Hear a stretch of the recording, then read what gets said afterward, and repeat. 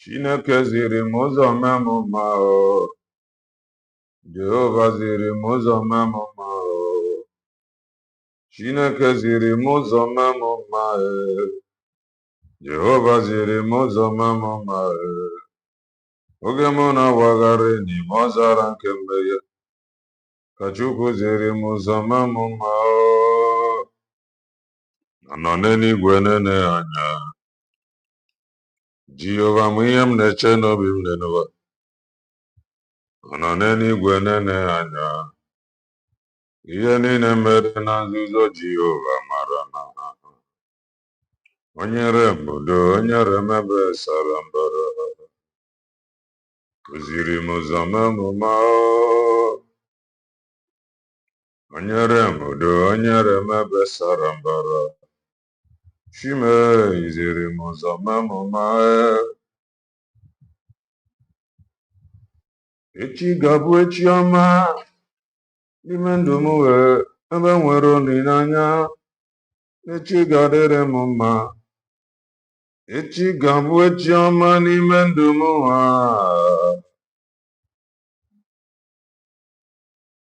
ebe nwere olileanya na echi ga-adịrị m mma.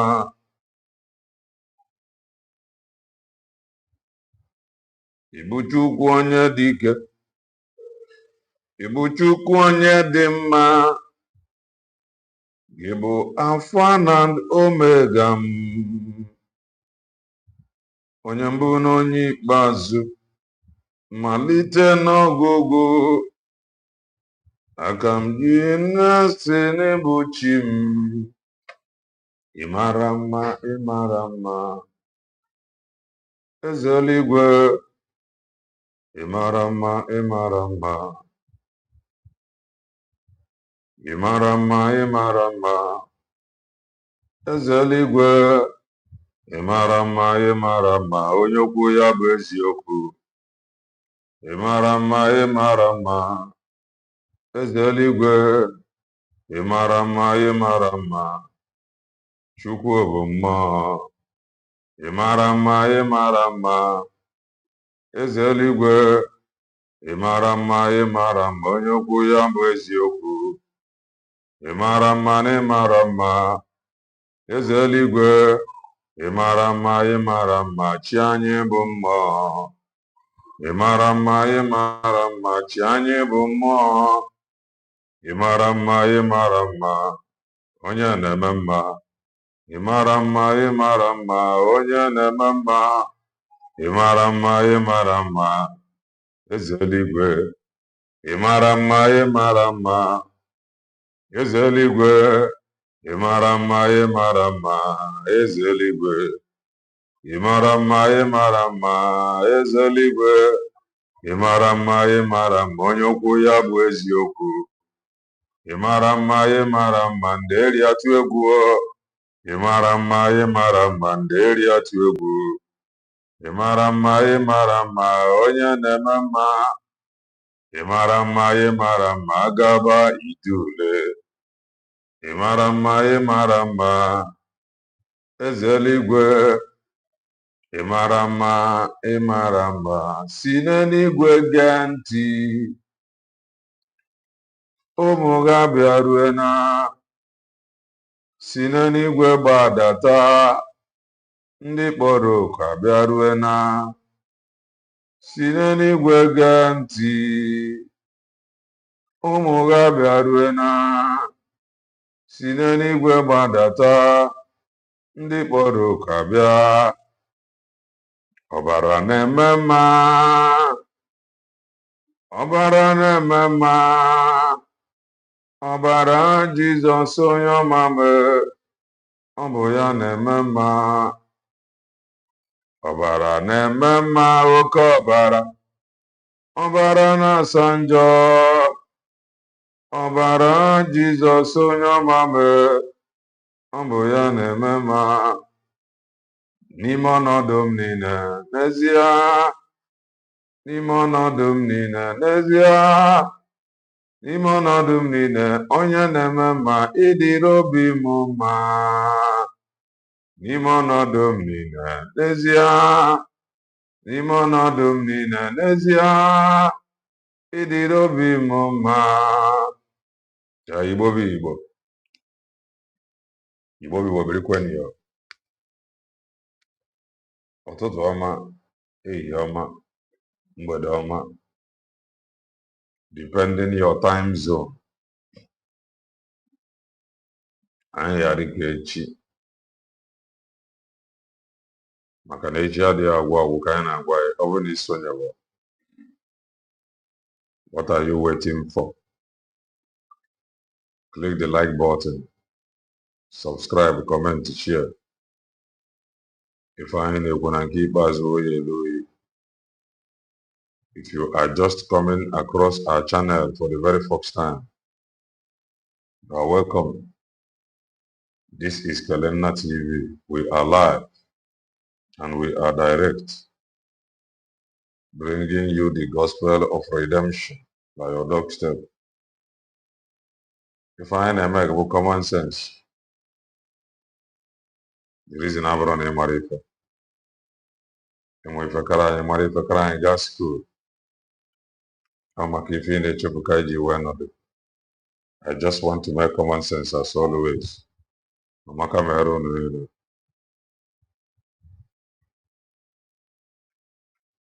Amaka meron really. Amaka mere all of us of truth. Amaka mere all supporters of truth. You're welcome. Kindly touch the like button if you haven't done that. We move. We must continue. Anyị ga-aga visit Eggman. Eggman said something.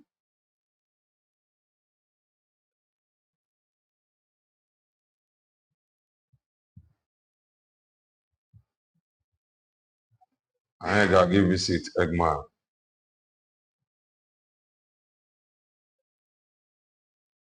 Anyị ga-aga ka visit Eggman. But before we go on, there is one comment I want to read out. Kalenna TV, Nigeria Constitution has the referendum, but Nigeria changed it with their caliphate without due process when they started these jihadists. This is where our leader, Mazen Nnamdi Kanu, is holding hand. He saw the referendum. That is why he went in for the agitation. The British that colonized the indigenous said after 100 years, you can live if it does not favor you, which is 2014. Nigeria expired because of this. They changed it so that Nigeria will not divide, thereby holding Biafra down. Well, onye ọbụla dị entitled to his opinion, mana side nsi abịa adịgoro iche from side there. Side nsi abịa adị iche from side there. Iwu nne nnọọ, rie nnebe, Chika nnọọ, Kevin nnọọ, Julius nnọọ, Machie nnọọ, Amaka meghere unu niile, Tochi nnọọ. Side nsi abịa adị iche from here. Ndị Britain, according to ntụ anyị si wee nọ, aka m afọrọ the document. Na Britain kọwara site na after 100 years that this career na this unity put together will be revealed or will be revisited. Mana side m nwa si abịa bụ o nwere ife bụ just like the case of Somaliland.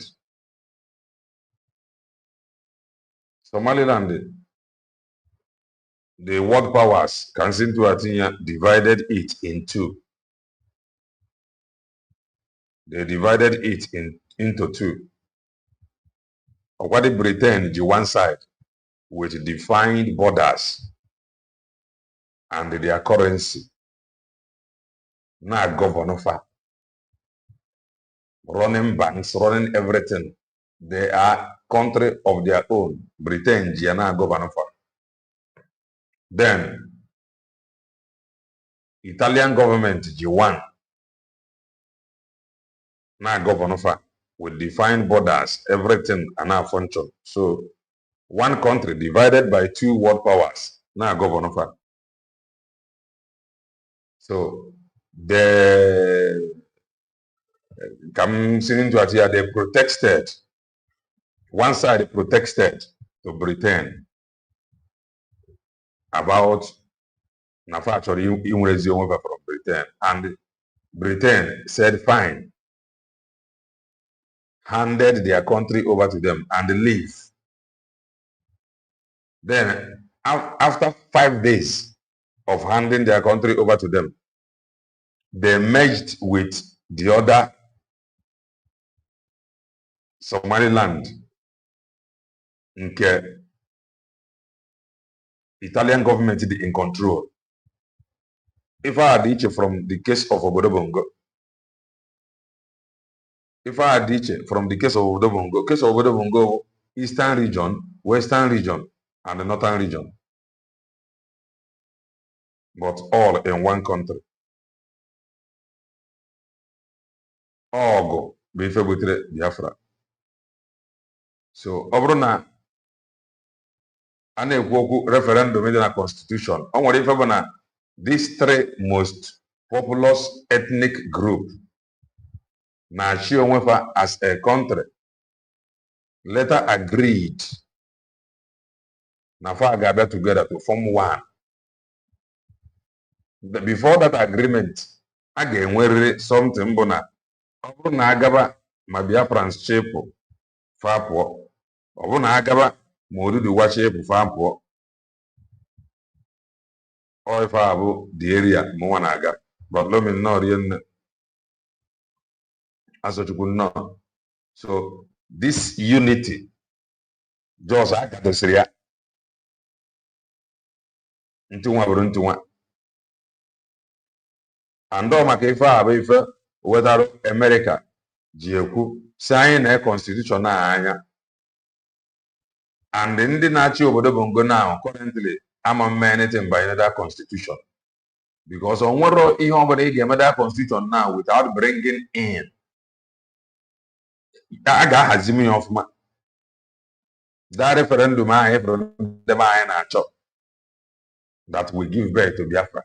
I get here. And in about the constitutional review, more another constitution. That in Gabata, and that is what they don't want.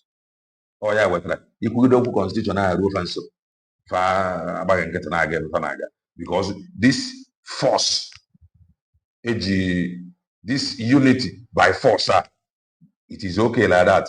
Any unity of an any well discussed unity of an hajima farm like here.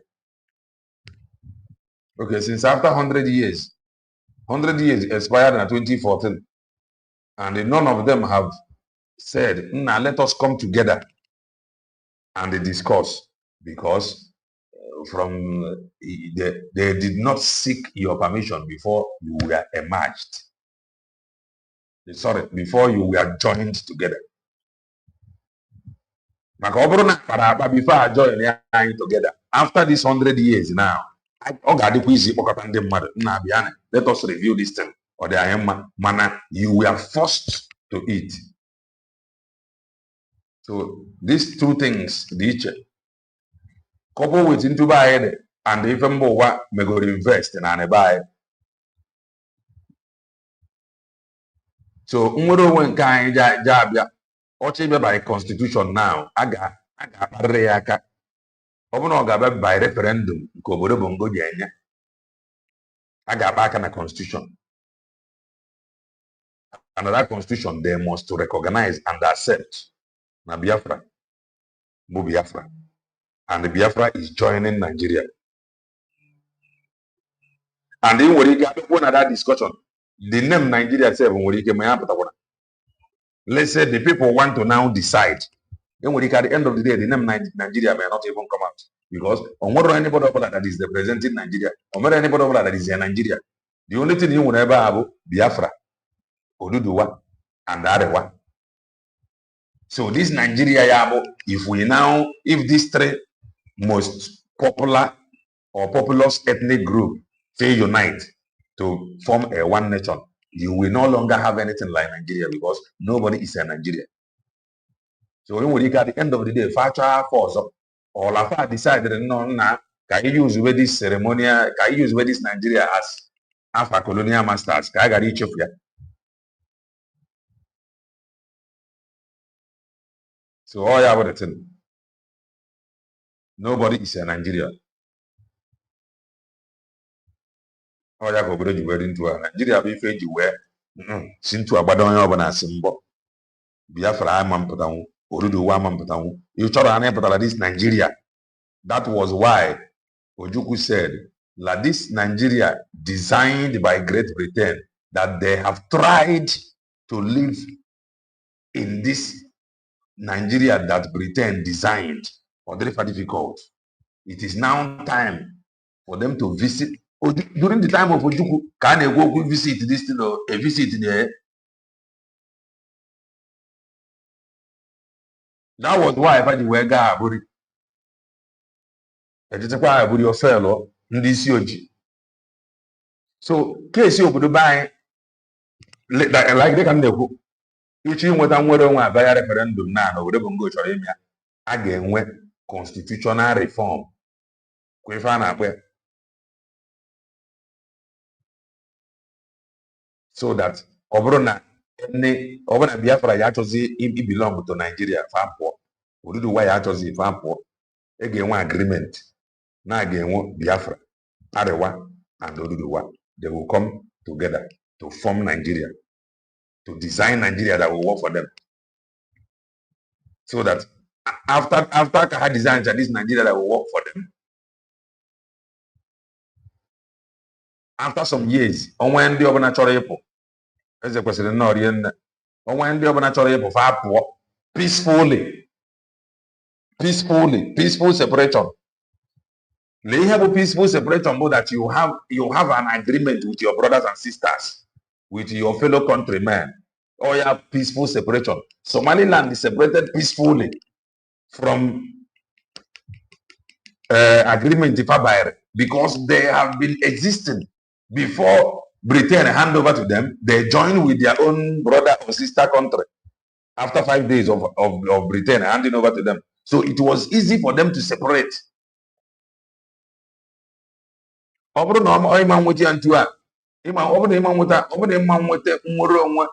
By constitutional reform gave referendum. Apply force because from day one Obodo has been applying force. So these two ways go see peaceful separation. Now Bongorians sit down, and that never happened before. Bongorians have never sat down and discussed anything into go forward. It has never happened. Oh yeah, brought this problem. Open not happened to go. They sit together. Biafra is separate from Obodo Bongo, very easy. So that never happened. He got ready to apply force. That is the simple truth. At least our brother said something. Okocha said something. Now one of his videos that we played before.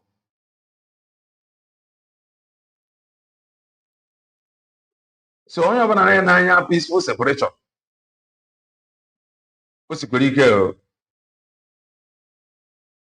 Ị ga-anata nwa onye ọchị ife peacefully. All these colonial masters. Ị ga-anata ihe peacefully. Mana kwe from this isi it never happened before. A na-alụ ọgụ, very brutal ọgụ. That is dark continent for you. They hardly sit together and discuss way forward. They always apply force.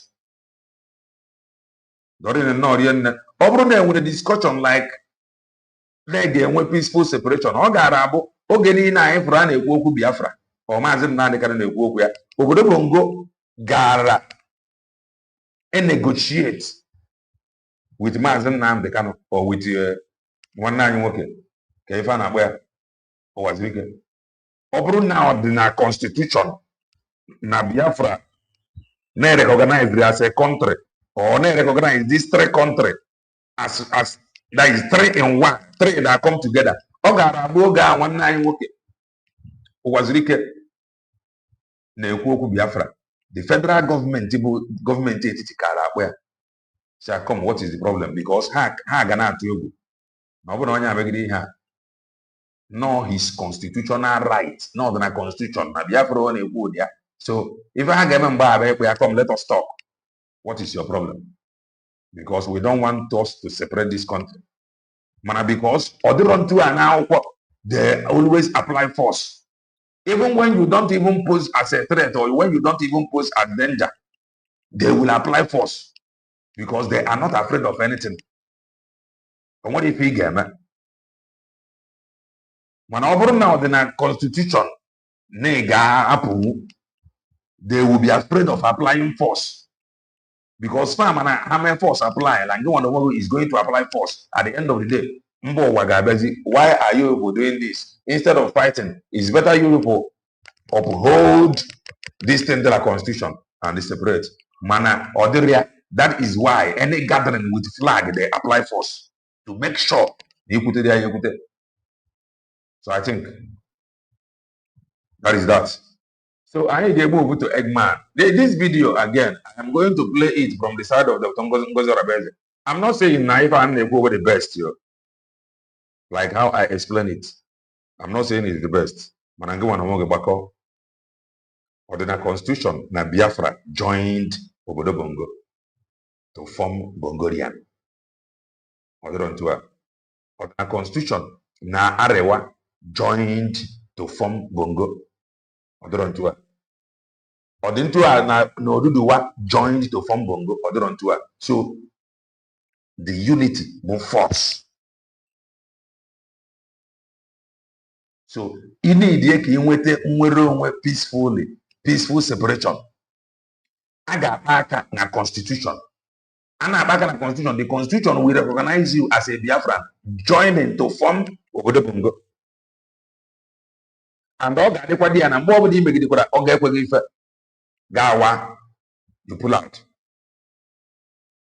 So and what I want to a constitution then more than of peaceful separation.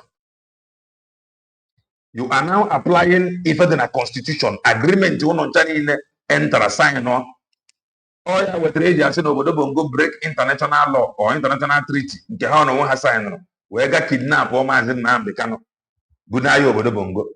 No no kwa ba to kwenga with law. Some people also not there exist. So obrona as one Biafra join to form Bongo.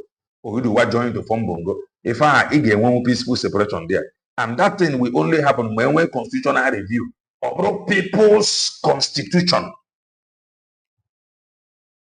People's constitution enwezie equal right nke constitution ga na-supervise enwere anya Obodo Bongo ga-adị mma by force because onye ugwu ama nnọnwụ na-editate ife na-eme na adịbeghị ma enwee people's constitution ọ ga-adị mma by force onye adịwa before megide a Biafran ọ ga-ama that o mekwa ife a Biafran can say that I am no longer interested or what. So Biafrans will be afraid of the North because someone if Biafran game North awa from the Union. Someone if I have not to maybe Biafra awa. How many if I have Biafra more do awa? Someone if I have do maybe Biafra awa. So respect God. Man, because no never had on that constitution. Oh yeah, if you talk peaceful gathering about them down, nothing will happen.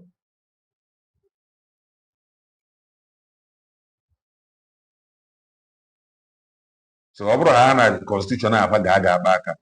You can apply force. Very simple. That is the honest truth.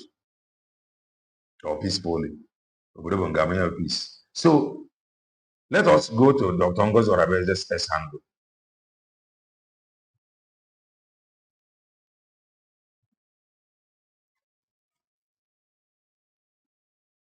Benjamin nnọọ rie nne. O nwere ife Dr. Ngozi Orabaeze kwuru banyere Eggman and ndị otu fa.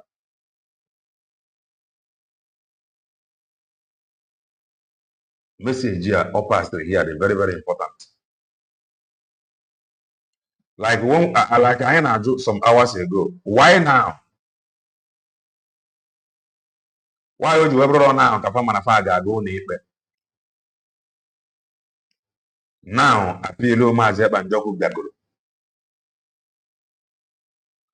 Why are they doing this thing without informing you that they got the approval of Mazep and Joko? Because these were the same people. Oh, if care is not taken, if care is not taken, now then go by themselves, go they jack up a hang you. So even more US will declare they are just nine, including Afama Mazep and Joko. How to necessarily Hajima Maya ma. Although Dr. Ngozi Orabaeze, according to her, he said that Mazep and Joko have instructed them on what to do. So if I'm over all my Mazep and Joko affect, now they are gone court in America. Do you know why? They created all these problems you see that is happening today. So when we tell you that they have done more harm than good,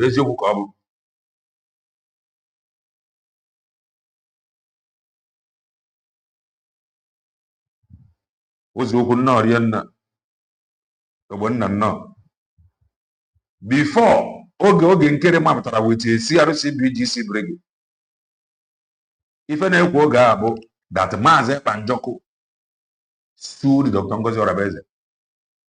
Ọbara nnọọ Ngozi nnọọ Ngozika. Ha sị na Mazep and Joko sued Dr. Ngozi Orabaeze. Anyị na-ajụ oge a why? Now, ha ekwutezi okwu Mazep and Joko sued. They now decided to sue Ogenkere. But the thing is about that they included the name of Mazep and Joko. And with what Dr. Ngozi Orabaeze said here, they did not seek his approval. So I am saying, Obrona and I am all Mazep and Joko affair. The Sarah Pondia, fuck one folder. Na court in America. Because there were consequences when man deliberately undermine the truth. Only at the end of the day, if I could, if you never not share at only at the end of the day, Obrona, if all Jordan never make contaro. Nafa Gija Kafa, one for them, more with that. So let us listen to Dr. Ngozi Orabaeze here. Then before we go to Eggman. The reason in the play here again about Kiwin Eggman gave it on and don't forget Imam Madabu was there. He was the one that raised memo. You should not know. He was the one that raised memo to overthrow Mazep and Joko in less than 72 hours. So he was the one that supported Ogenkere, including Eggman and the Chiomo Koma. I think all of them, they were all together supporting Ogenkere. These were the guys that raised by law to overthrow Mazep and Joko after 3 months. They raised bylaw. They raised the bylaw. That bylaw that they are afraid of today. They are afraid of using bylaw under Crc Bgc. The same bylaw they raised under Ogenkere to overthrow Mazep and Joko after 3 months. The same bylaw they have failed to implement it or use it or adopt that was written there.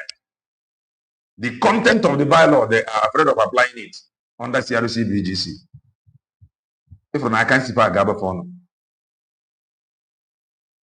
Oh, I can do it for now.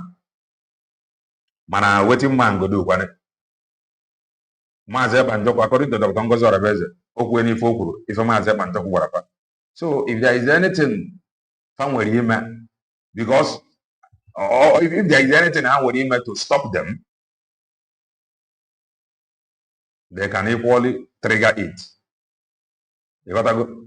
Manobro no way for and with him, or if there is anyhow they can actually separate Mazep and Joko from them. Good and fine.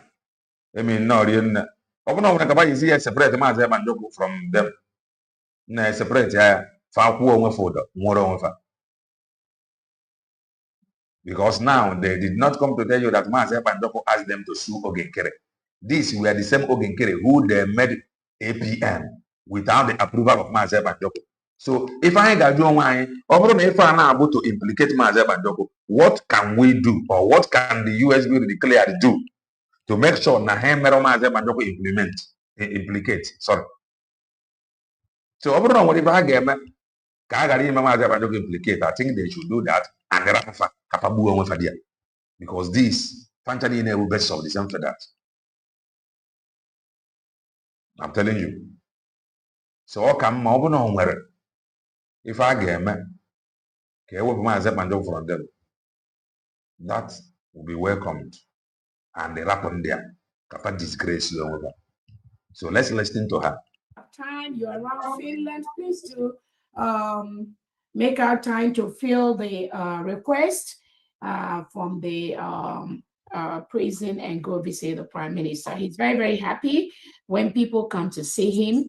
And many people talk with the Prime Minister without all the noise that some of these mediocres on the social media does. And that's why we must be focused at this time to make sure that the noise of some of these mediocres on social media does not distract what we are doing. Obatobia is very, very focused. One thing that I know the government, we recently discovered that some of these criminals working around Obatobia, this one called Imam Maduabo and Bryce Koma, we just discovered that these people went to file a case in Maryland using the name of the Prime Minister, Simon Edna, without the PM's consent. Okay. God. Amaka Mele, you are welcome. Mazi Kelena, this thing you are saying now, I told that to our PM in Finland. Okay, he's aware of it. And the truth of the matter, Mazi Banjoko no n'ime. So, onwe enyemaka anyị ga-enyere ya to make sure that these gangsters na fa succeedro n'ọrụ ọjọọ fa chọrọ ịrụ. We can go ahead and do that.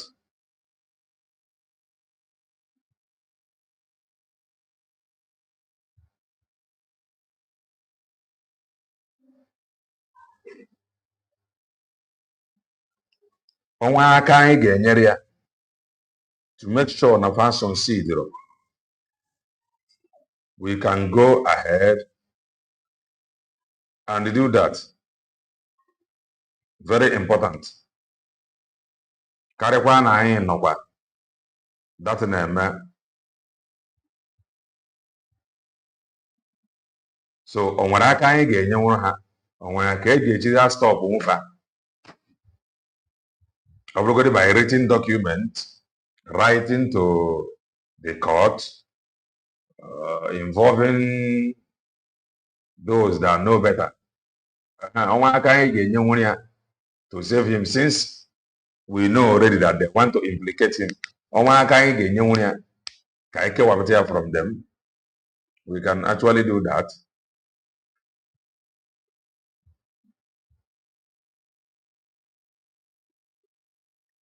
We have a strong hand now handling the government. Okay, we move. And the only thing we got to confirm, you have an if I hana a Bugatti now. The thing so the thing go to because he said that he told Mazep and Joko about it. That is to say that only thing we got I'm gonna go no day fan and exist. If I have a for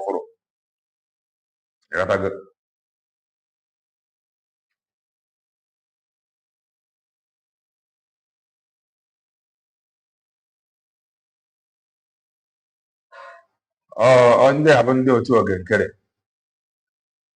On your to again carry. Are you rejoicing? Well, upon one popular court, Bundama, if I had you, were court.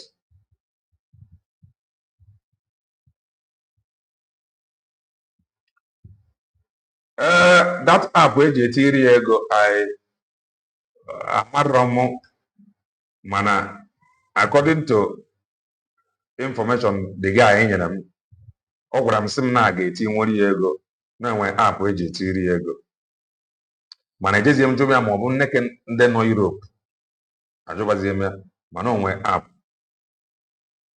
eji etinyere ya ego mana ajụbazie m ya ma ọ bụ nneke ndị nọ Europe. Yes, and ị marago na ụdị ife a na obere ego ka a ga-etinye, adịghị etinye ego gbagotere maka ego eji egoro ife. So that is that.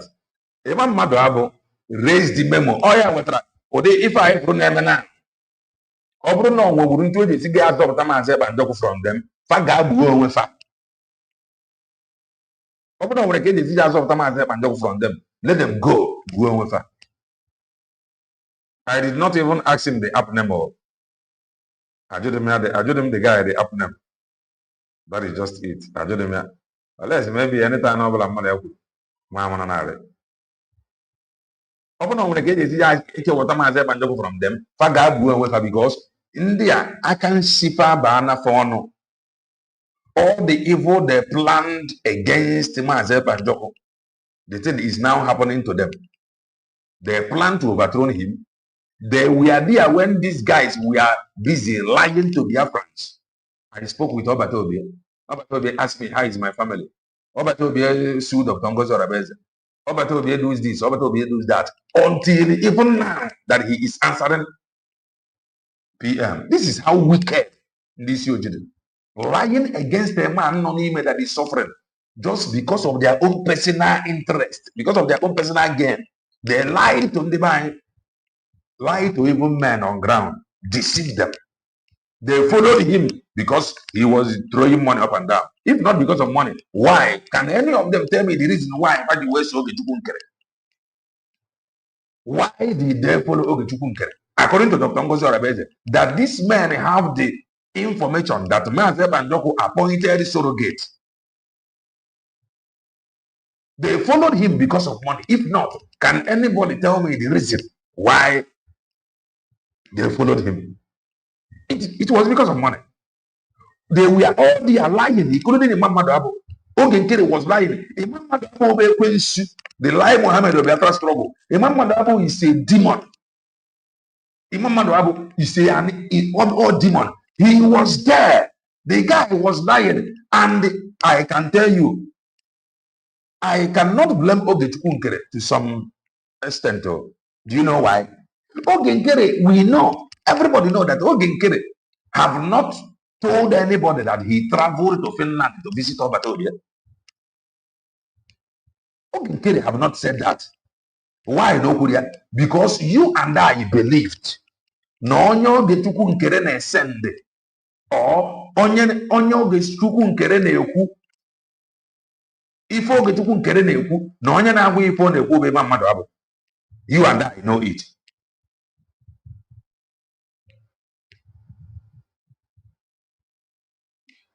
I'm not on my that in my very disclosed to her. I don't know. So, Noah, Imam Madu the deadly. Forget the rubbish you are writing here. Imam Madu the man is evil. Makiyanji Apoya evil man. If any na Ogenkere I spoke with PM. We send Imam Madu. Oh, some things Ogenkere was something that somebody like me. I assumed that Imam Madabu told him because Imam Madabu was somebody that is running around Finland. Ogenkere have not visited Finland. The one Ogenkere is doing, but lying to our people that I spoke with Obatobi now, before coming here. He deceived because of money. They abandoned the truth and they followed a man who is throwing money up and down. So there is no money to throw up and down. They are crying. Oh, I have not received anything from him. And yet when I do that time. So if you just bring money, you become the right channel.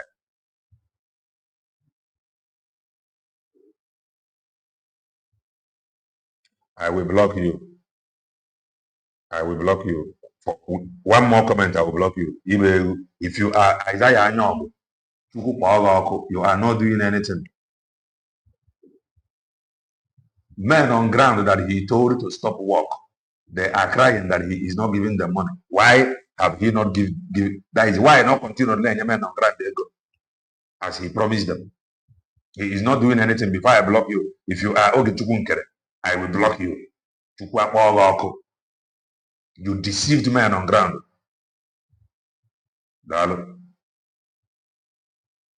He deceived men on ground without nothing to show for it. So let's listen to the Congo's Arabese. Scammers. And, you know, sometimes we know how dangerous the Nigerian state is. We know they use people. We know they did it in the past. During the men on ground are not be truthful to themselves.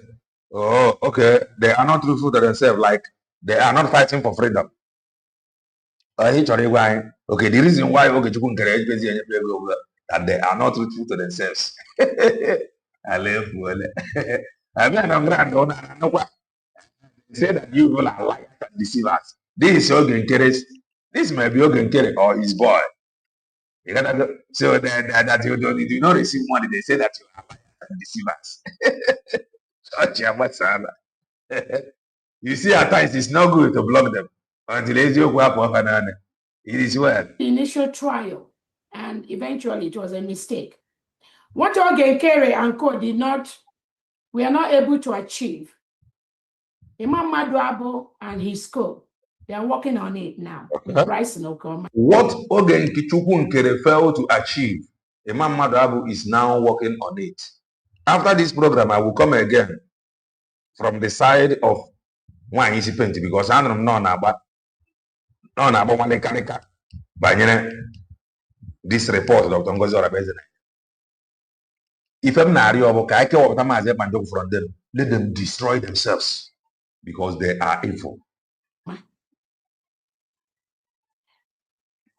And I'm telling them, as the leader of the 80 million Biafrans, they must immediately remove the name of the prime minister in that nonsense they filed in Maryland. They should remove his name because the gangsters,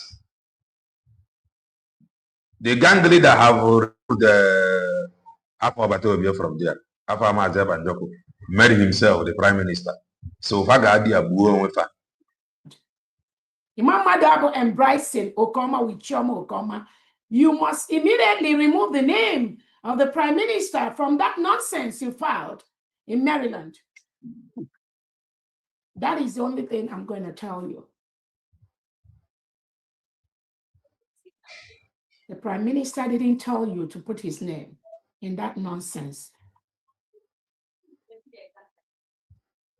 You know the reason why you're doing what you're doing. You know what the Nigerian state and those working with them have told you to do, and to do it before the appeal of the prime minister to put his name there. You know why you did what you did. Imam Maduabo. Filed this nonsense case 2 weeks ago using the name of Simon Ekpa without authorization. Withdraw his name from that nonsense immediately. That is all I have to tell you. I believe the PM has already told you people what to do. The PM have already told you what to do. Let's go ahead, please. Yeah, let's continue. The scammers and the criminals. Now,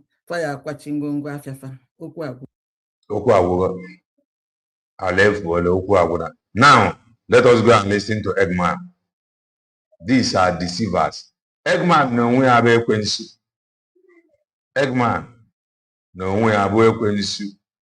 Ekwensu ka Eggman bo. Okay, play this nonsense now. They should be ashamed of themselves. Now they play this thing now for many years, for some years now, and they have not made any impact with this propaganda they are running. Honestly, go all over go.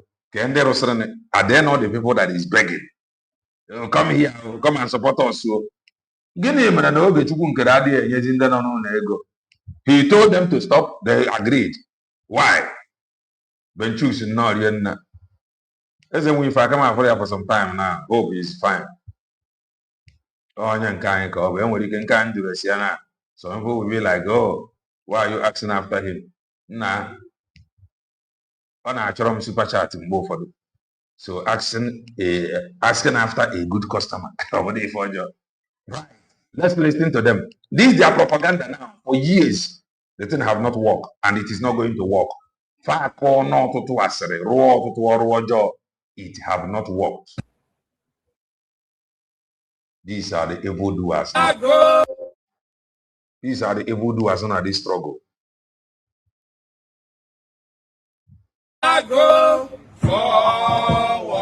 Whenever the PGM is doing wonder.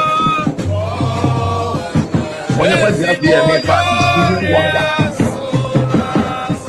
This was how this same gangsters fought Maazị Panjoko. Today, Maazị Panjoko knows there. Their focus is Dr. Ngozi Orabeze. They cannot think. Yes, as a winfer. Now they cannot think. Nah, even in Ambassador Maazị Panjoko after Obruno Yabu the good guy. Dr. Ngozi Orabeze and Nabamba. Nah, I don't want to at the end of it now. Dr. Ngozi Orabeze look at the good guy. Yo. No, they don't think because they are wicked and they are heartless and they are evil. They don't want to even apply caution. Nah, I remember fighting Maazị Panjoko. Let me not fight this one. Let me not fight this one. By the end of the day now, maybe got the same mistake in under Maazị Panjoko. No. Not the gangsters. Not them. HS no. Otoguana.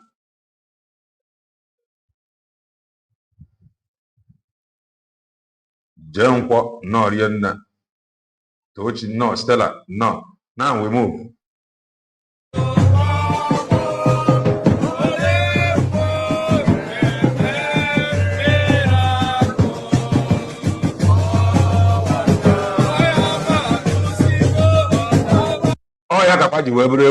They cannot think. Now let me slow down. That Eggman is not fit to speak for anybody. And let's say Eggman about information. That is laughable. It's a slap the face in the bay. It's an insult to Biafrans.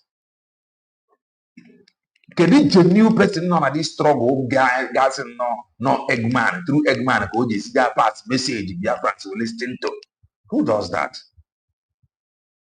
Nobody take him serious. He have never been right. Not now, not ever. Look at him on him. This was how he fought Maazị Panjoko. All of them was here when he was fighting Maazị Panjoko, left, right, and center. At the end of the day, Oda. Gift, no. No. USB, my nation, no.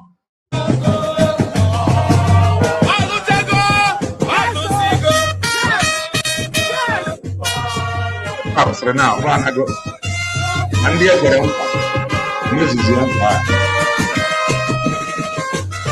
only one thing Ogechukwu nkere bidogoro aka that is doing well. Ogechukwu nkere bidoro aka na Biafra Liberation Army afọ iru. Ogechukwu nkere bidoro aka na ndị otu Prince well iru.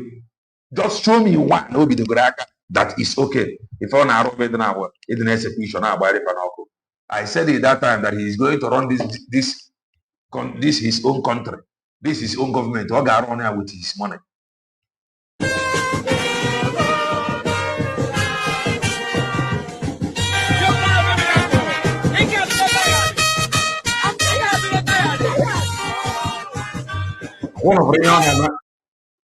At the end of the day, Eggman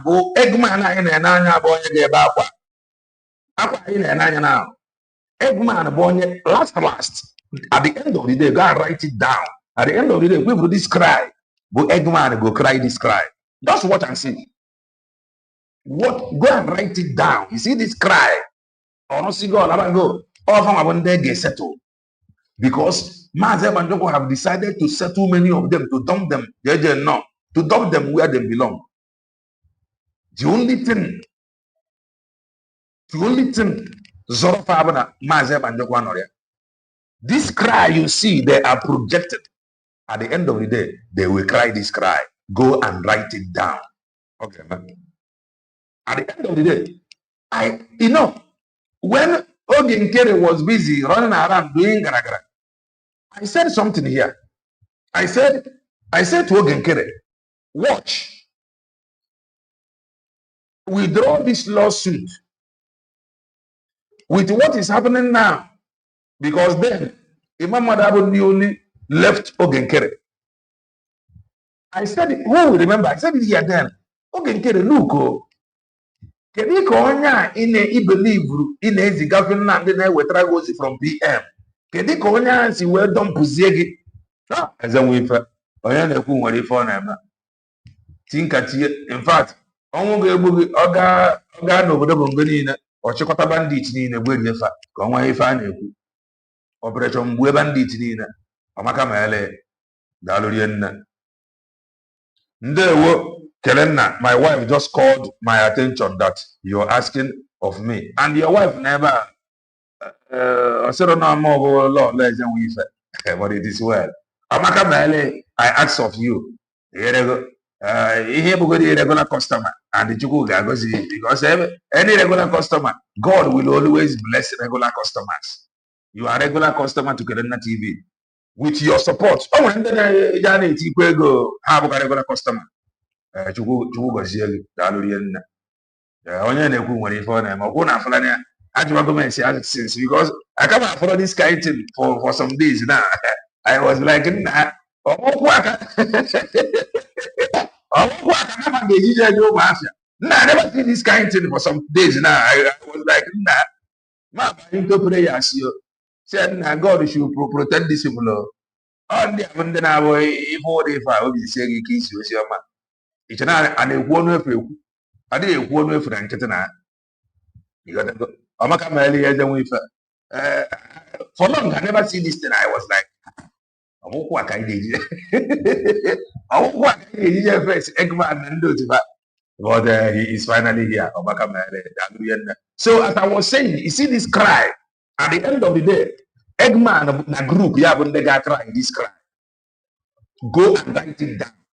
Because, okay, I was saying something by Roge Chukunkere. I said, okay, if this man can actually abandon you like this, withdraw this lawsuit, because that what he has been telling you, the guy man continued until at the end of the day. Jina Duru, Amaka Mele, Atokamaju, I said, man, it is well. Thank God you are here. Amaka Meron and Chanina. Oh no, I wouldn't have buying for a no. By the side, I am not there because we know that somehow the Holy Ghost may touch somebody somewhere. So that is that. No, Rienna. Dalo. Thank you. So, and Ogenkere continued at the end of the day. Ogenkere refused to withdraw the lawsuit. God have already disgraced them. Man, some of you that is still hanging around them, God have disgraced them. They have been fighting each other. They are now fighting each other. These were the people that ganged up together. Yes. It is well. No. These were the people that ganged up to fight USB declared and Dr. Ngozi Orebeze. I don't know why you are still following them. Even up till now that they have ended up fighting each other. It can't remember now until fair will you settle all fight. You were also. Can you force each other? Can you go marry? Can you sign also in Idri? That they have been liars and deceivers.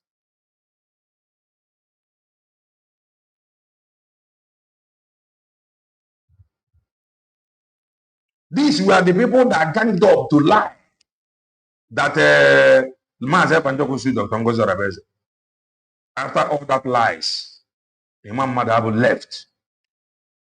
And here we're now, if If not be saying about the nine the plan, why are they including the name of Maze Banjoko, whom they said, are they a appeal now? Are they a lawyer? Joseph Smith, are they a on when people are having a in a Maze Banjoko, if I have a pronabega court. Kamana, if I had maybe to implicate him. This court Vanagana, Kavan, I got the idea. Why Nafa and what approval from Master and Jogo before Vagaba this court? If they meant well.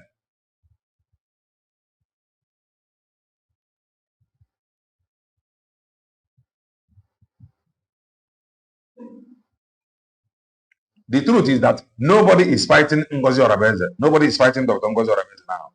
Nobody left. If I have something I want you people to get right, some of you, Kelena, do you know how many that left Ngozi who is fighting her now?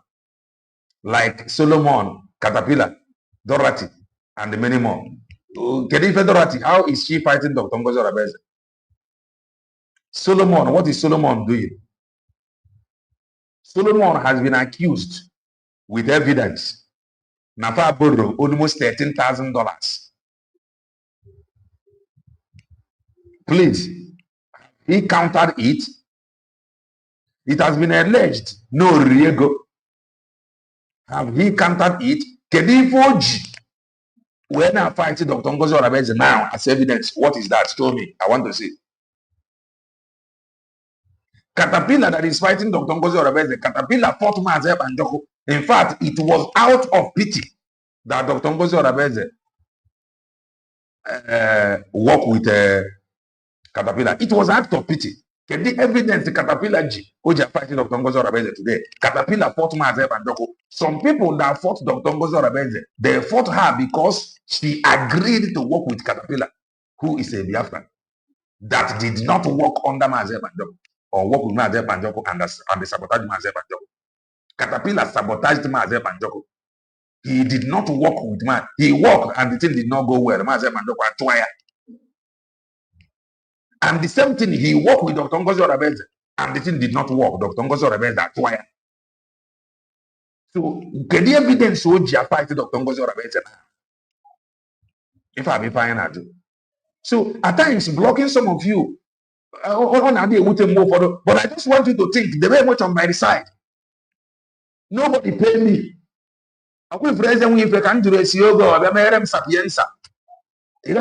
So I am not defending Dr. Ngozi Orabenze. I am only defending the truth. The question is, men on ground to stop work? The answer is yes. Why did they obey him?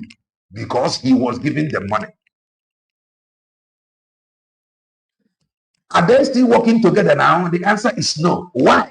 Even men on ground cannot even come out to explain the reason why they obeyed Ogechukwunkere from the first place. They cannot come out to say that this was what they saw or this was why they obeyed him. Have any men on ground to come out and they say that Dr. Ngozi Orabenze said about them having the information that Mazi Banjoko appointed surrogate? But Dr. Ngozi Orabenze. Dr. Ngozi Orabenze said that they know. Have any of them said that they are not aware? They do come to social media now. If the woman if it is to save Mweroma, or if it is all about Mweroma, why enough to accuse her? They do come online. Or do you want to speak what they did not say? If I not do about you.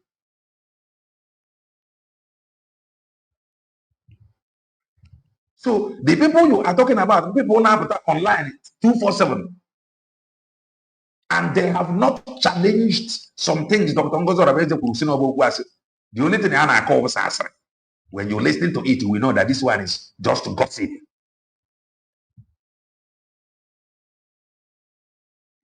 So if we kind of query USB declared, USB declared the kind of query, and thereby every sensible person who question, I'm not a freedom fighter, neither am I IPOB member. Then the question is, why you who claim to be a freedom fighter no plan to go to Finland and they declare. Why have you abandoned that declaration as a freedom fighter?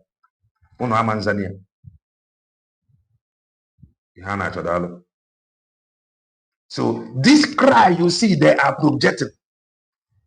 This cry, far cry, China, Imam Madu is crying today.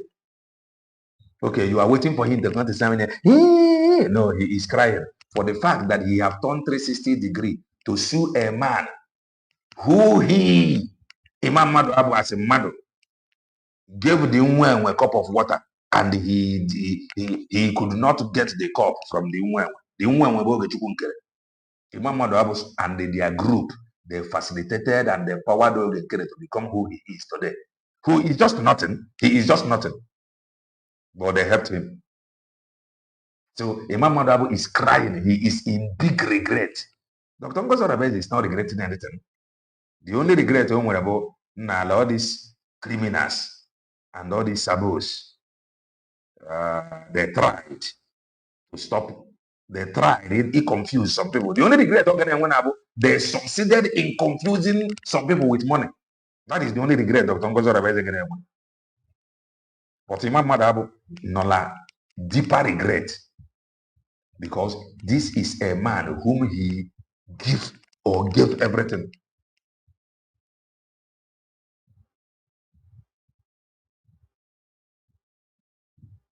If you're not going to have a premise, the Catholic sister decided they are not choosing work. Good and fine.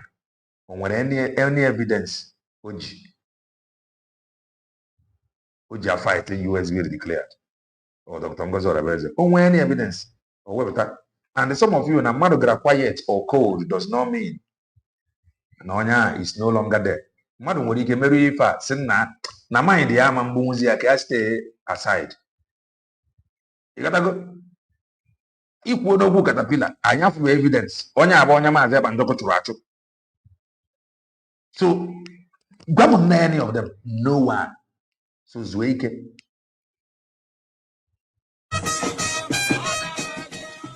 Go or never go for one night. All Lucy go or never go for one night. Lazy boy, you're so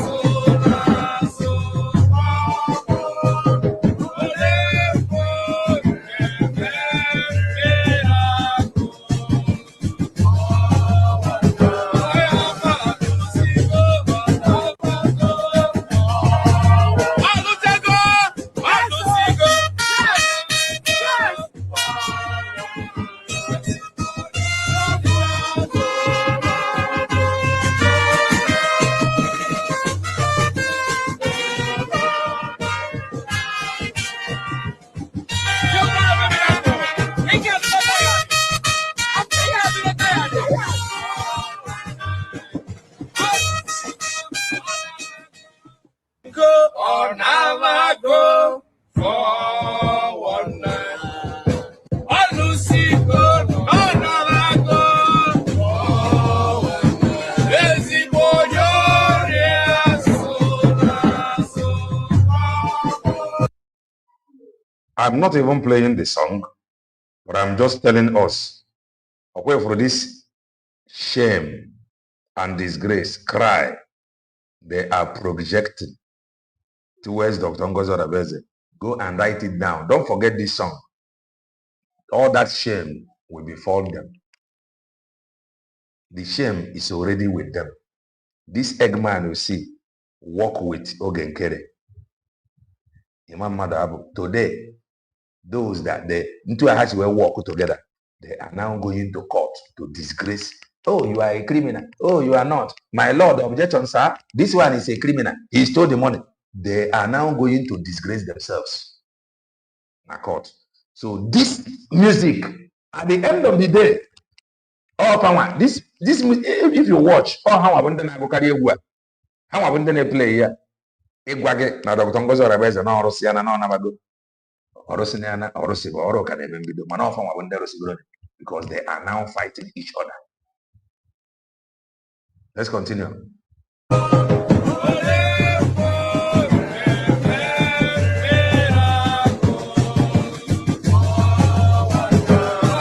don't want to miss any part.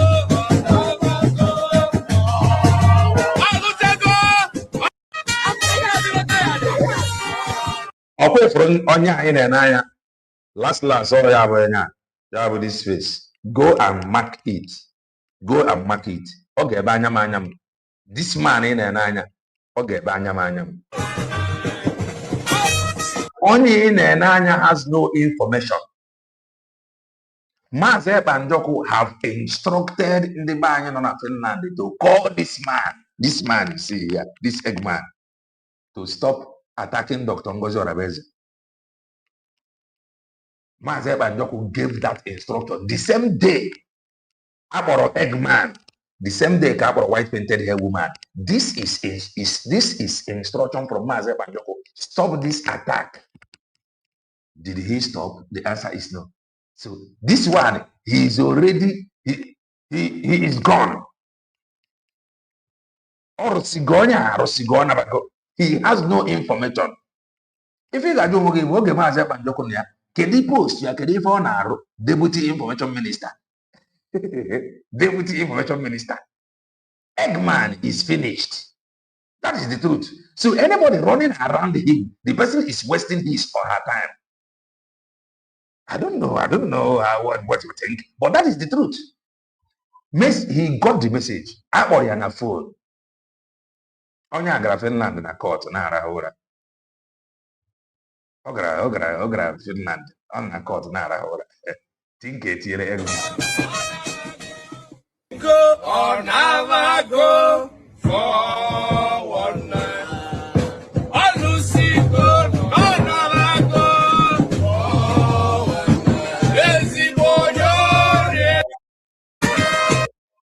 Visit Lasuba Gasre. Potade quiet. Visit Lasuba Gasre. Lasuba Gasre. Potade quiet. And you be done na Lasuba analyze from Finland. Now all is not well. Look at Lasuba. All is not well. Gasre visit. Potade quiet. You should know Lasuba now. Let's say no no dear. When that over information. So she will set it social media ablaze. Ogasia social media. Opota na message you stay where you are. Shana na egwu. Shana if onya said onya did not say. One night you said something. Always you want God. That man said and do communicate to some people. He said it now. That man said and do communicate to some people. So if you work out on social media now, this one, this Eggman. Sorry, Deputy Information Minister, without information, no information, nothing. He is aware, Mazeb and Joku is aware of what is happening. Enjoy every bit of Yanaga. Onwere, if a ditch between India and the US be declared. Over there, no, when some things, Dr. Ngozi Orabeze as a human or metasero. Because all that was under emergency. Mazeb and Joku aga because no we refer the anaka, which is the declaration document. Mana Mazeb and Joku or Eggman in Deputy Information Minister. Gini ko na deputy, gini ko na form. Onye ko na information. Not.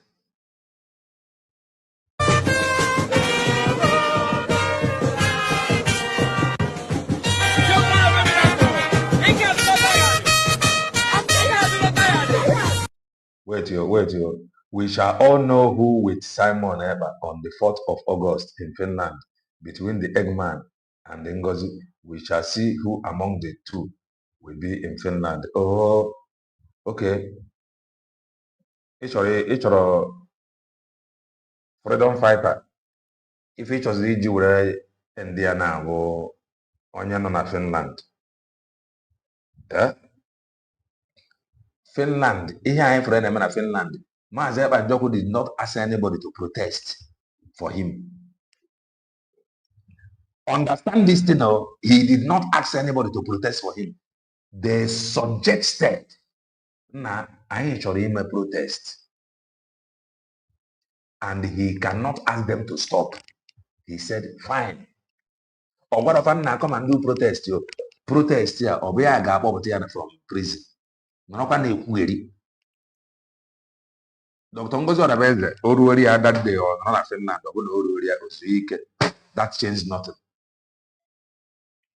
Ndị niile ga-apụkwa na protest that day they have no many of them enwekwa ife ọbụla ha na-arụ. The question should have been let me see if Ogechukwu Nkere will be in Finland. Why are you dodging Oge Nkere in a position Eggman? You already know that the man is in error, Oge Nkere.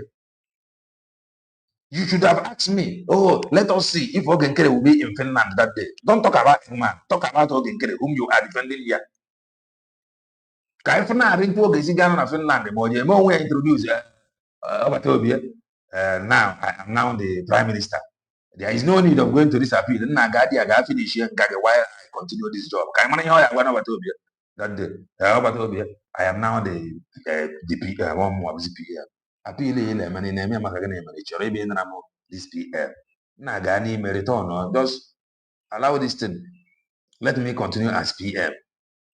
Oh, Morgana na Finland. But I just told you, Finland does not mean now, brother. You gotta go. So let's continue.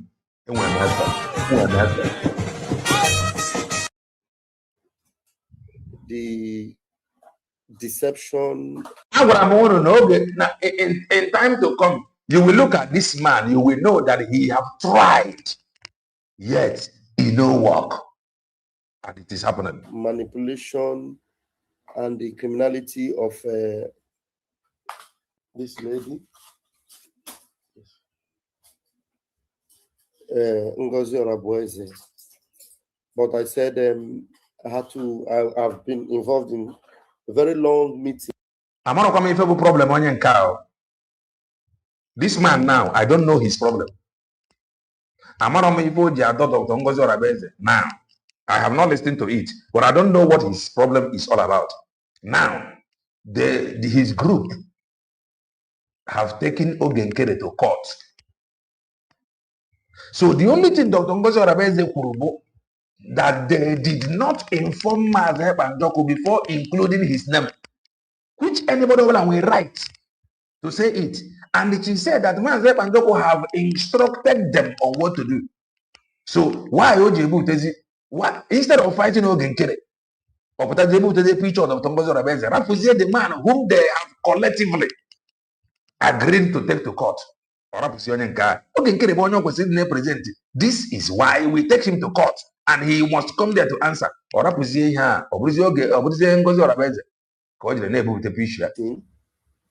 To some people of interest, and because of that, I couldn't come live, so I had to rush and post that video so that people will be aware that I was supposed to come up and give you this particular update and awareness. Please, I'm going to play the video. See again, these are people, men that are men that want me, Elena TV, to believe that they are serious. This is a man whom they are giving message. This man you see, this video, 17 hours ago. Here on Facebook, 17 hours ago. Only 25 people have watched it. 17 hours ago. And this is a man whom people think that they are giving message to pass to more than 80 million Biafrans. It's an insult to Ndibai, a pass a message through honor. It's an insult. Our people collectively voted online and offline. Over 50 million people voted in that online referendum. And some people end up giving this man a message to deliver to over 80 million people. And for 17 hours, only 25 people have watched it. 25 people have watched it. Only one comment. This is an insult now.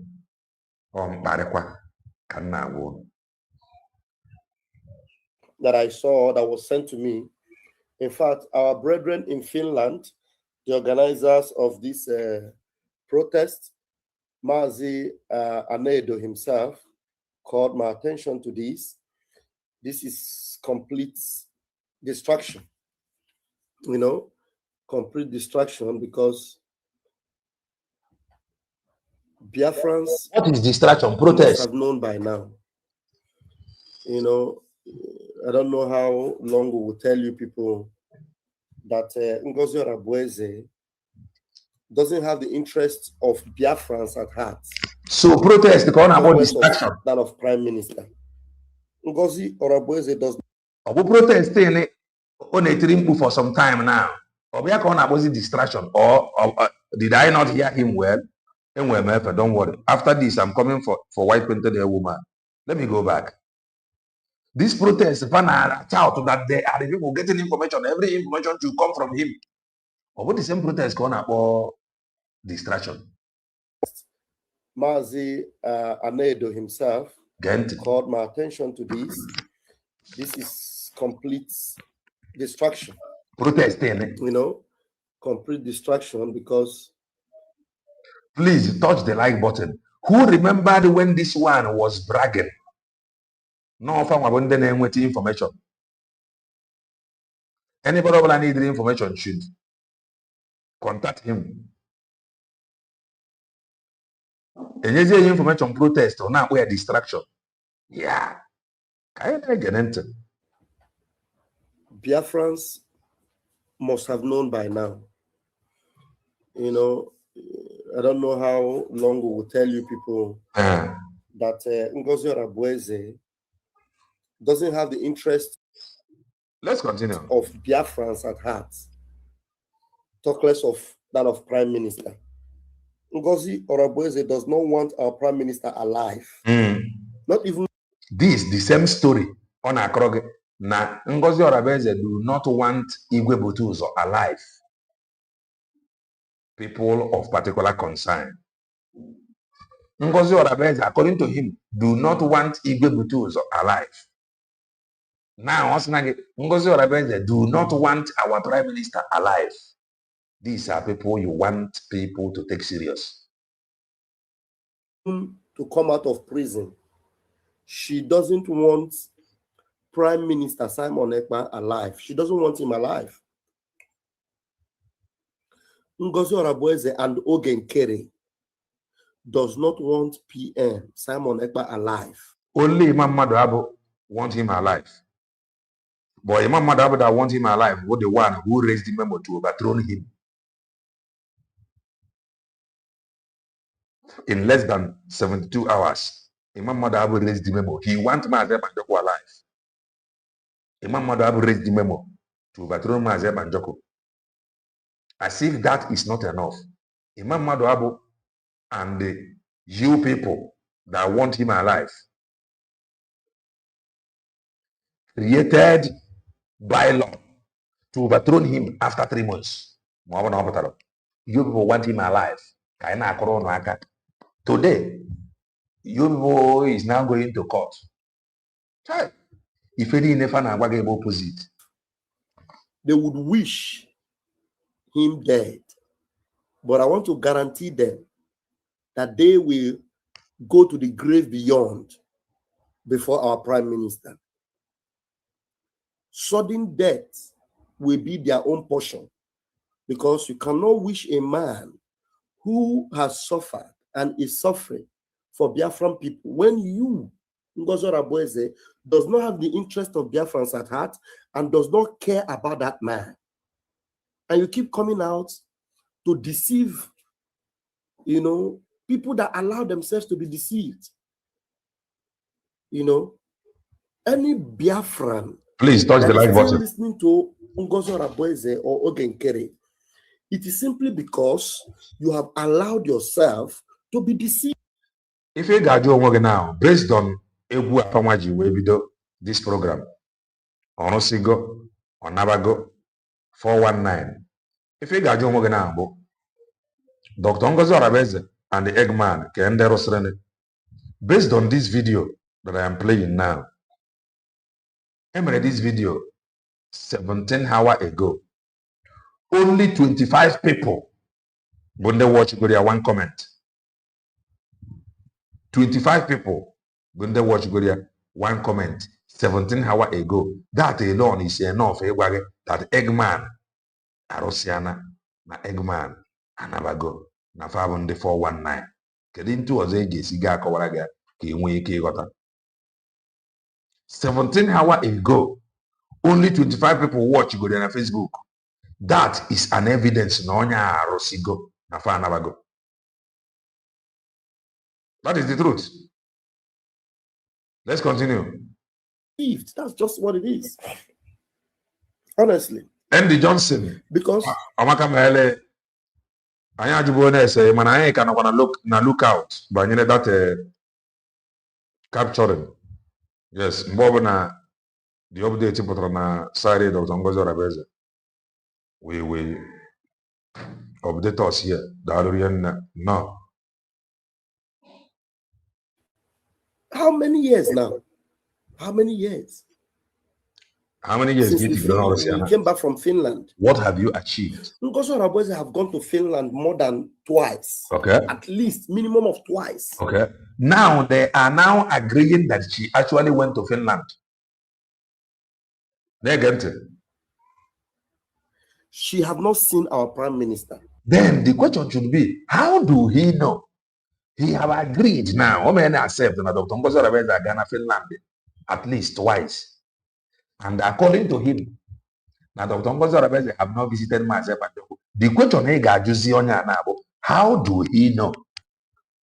Because you and I know that since Ejiwe sentenced Mazi Ebanjoko to 6 years imprisonment, Eggman have not visited him in prison. Then the question, how did he know that Dr. Ngozi Orabeze did not see Finland, did not see Mazi Ebanjoko after go visit Finland? This is how they lie. He have no evidence to back up his claim. He have not visited Mazi Ebanjoko.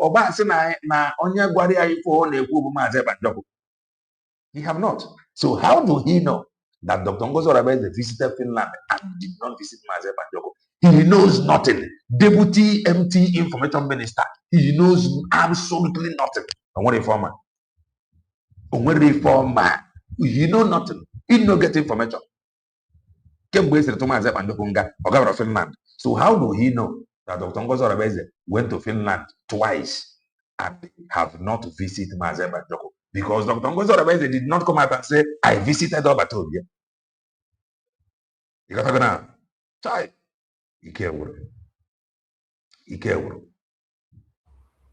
Before traveling to Finland to try to persuade Finnish authorities,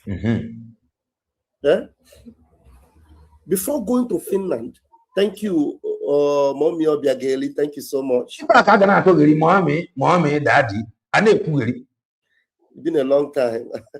It's a need you for go. Mommy. Thank you. So even before going to Finland, she has never ever thought of even calling Prime Minister. Prime Minister. Prime Minister. Or you want her to behave like you people that say, I just finished speaking with Prime Minister now. Just like Oge Chukwunkere. Or man, Ebanjoko sue Dr. Ngozi Orabeze, and at the end of the day, he's only now was.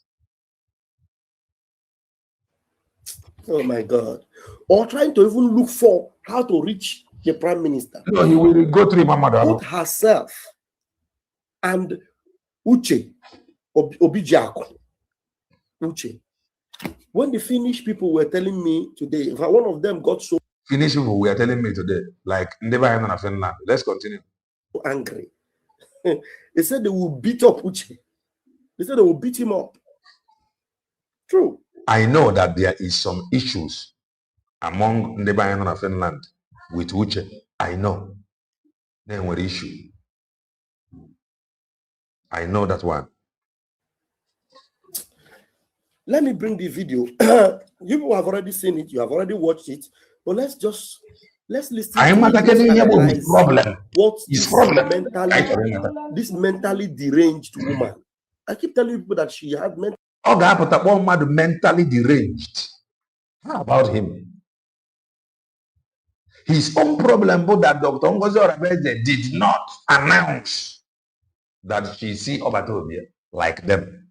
She spoke with Obatobia like them. And if you listen to that video, Dr. Ngozi Orabeze could say, if you are around Finland, hatred is not going to let them see road. It's not going to let them even understand English. In fact, as educated as some of them claim to be, hatred will not allow them to understand English. Dr. Ngozi Orabeze said in another video, if you are around Finland, always make out the time, fill the form, fill it, visit Obatobia. He's always happy when he sees people around. That alone is pointing green lights. If you are around Finland. But this one, we continue because now, oh, I visited him. He is doing fine. Never mind. Oh, look at Sokoto here. If you have visited Sokoto, this is here. Oh, this is where we have lunch. This is the underbridge. This is Sokoto prison. This is here. This is here. Before they now were child. I can a program from Master Prophet. If all can. That problem. Ngozi Orabeze nwere ọgbaka ishi na agbaka ya. I'm telling you. This guy. I bet you Nishi adịghị nwaanyị ama. Nishi adịrị ama. You know, Oge Nkere doesn't even mention PM again. So who made it so? Who made it possible? You people made it possible. You people made it possible. He was giving you money. Can you come and swear? Thousands of dollars. Come and swear. I think that may have not happened. But Ogenkere have given you thousands of dollars. That was why you followed him. What he's done is that Nyawa Agrab Gosinia was a PM. To the extent that Mazin Nnamdi Kanu have told them that now Ogenkere, no Kuyama to Biafra land. Then if I agree with that Mazin Nnamdi Kanu that have not finished dealing with the OS that is calling him criminal. Ogenkere was his problem.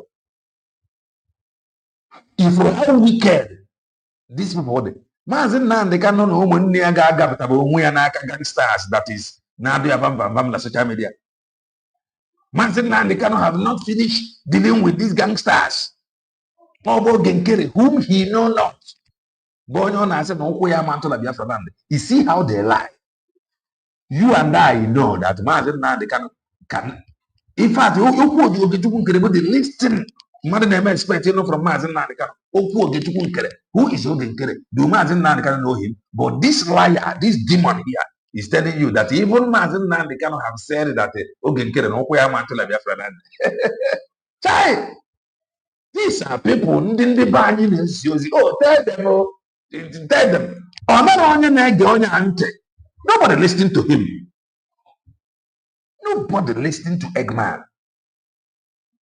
Listening to him. Even Mazin Nnamdi Kanu. Imagine nonsense. Let's analyze what this mentally deranged woman. I keep telling people that she had mental problem. Ngozi Orabeze nwere ọgbaka ishi na agbaka ya. I'm telling you. I bet you Nishi adịghị nwaanyị ama. Nishi adịrị ama. You know, Ogenkere doesn't even mention PM again.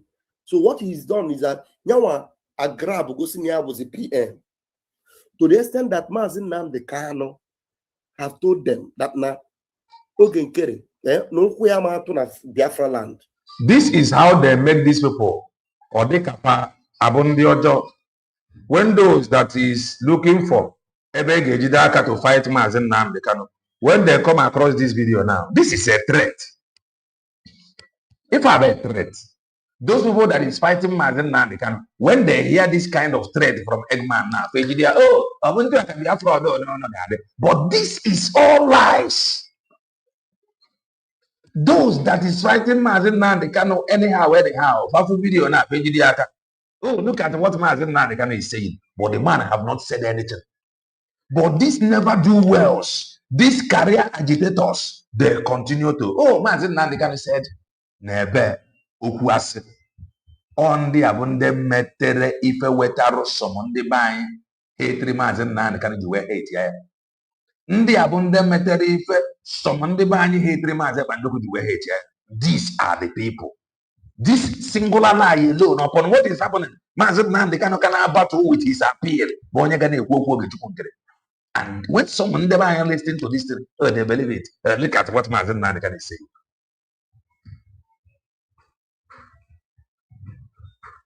Ciao. Akwoke nkere. Okwu ya mantu na Biafra land. Okay, mommy obiageri akundewo, no problem. Ndewo. Ndewo. No problem. Success. I wish you success in your exams, mommy. Ndewo. On a one for can I check in it? So,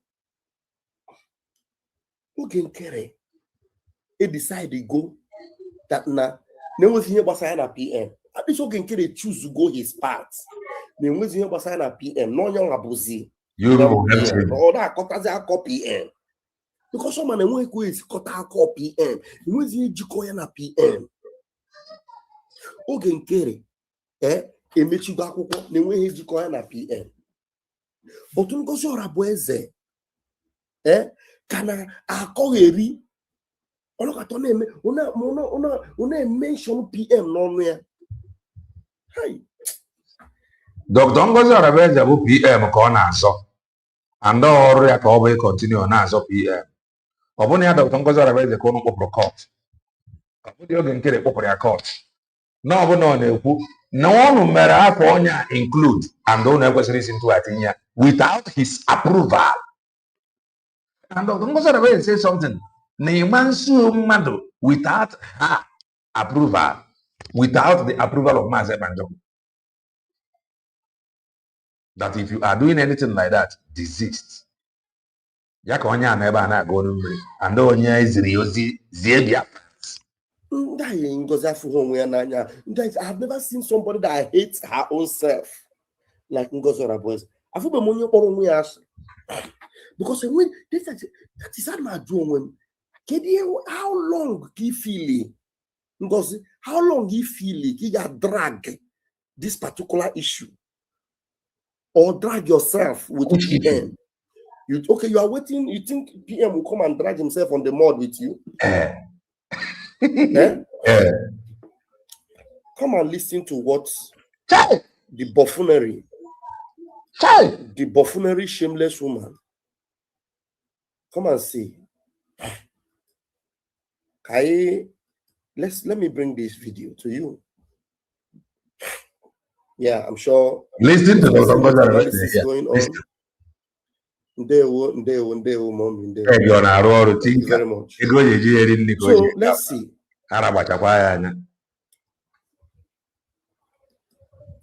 Listen to her. Time you're around Finland, please do make our time to fill the request. Anytime you are around Finland, she did not say, come and meet me. If you don't meet me, you will not see him. The DPM. Come. It is me. She said, anytime. They one day, Mama Kamele. As a joke, get what I you know. Mama Kamele. If we just slay the wicked, God bless USB government.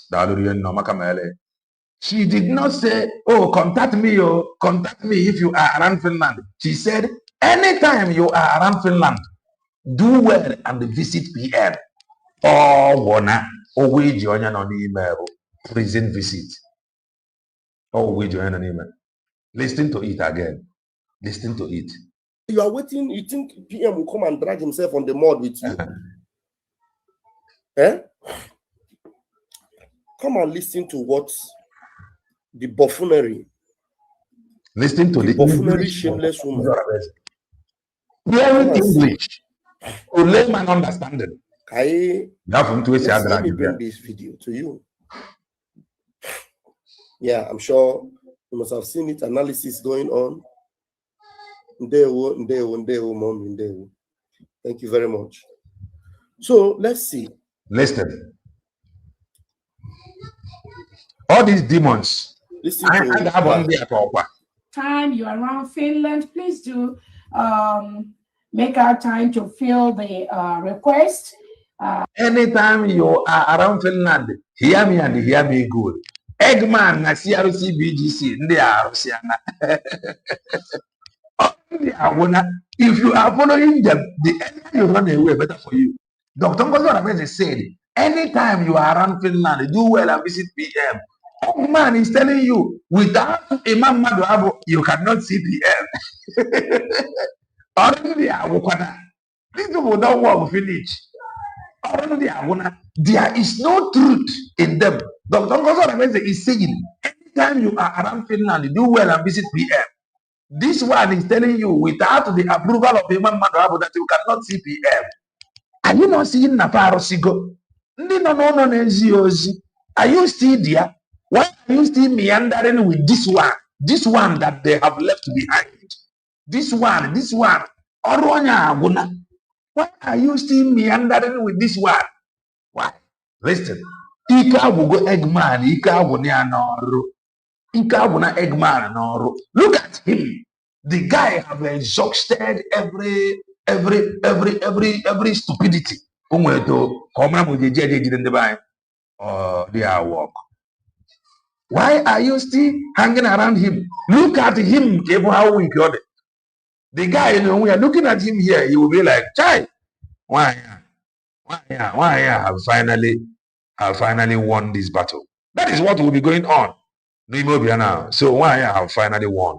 Anytime you are around Finland, do well, visit Obatobia. They are telling you, this one, Eggman, without Imam Madabo's approval, no visit. Eggman and the Crc Bgc, they are finished. If you look at him, I told you see this song with this music they are playing.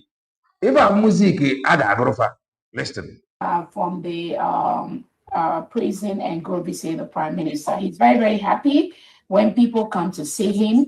And many people talk with the Prime Minister without all the noise that some of these mediocres on the social media does.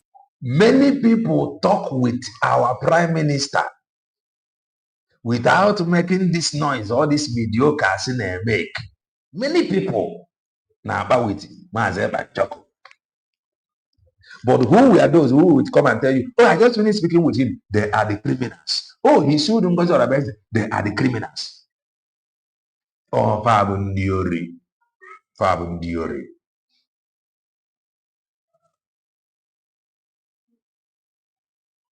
Listen.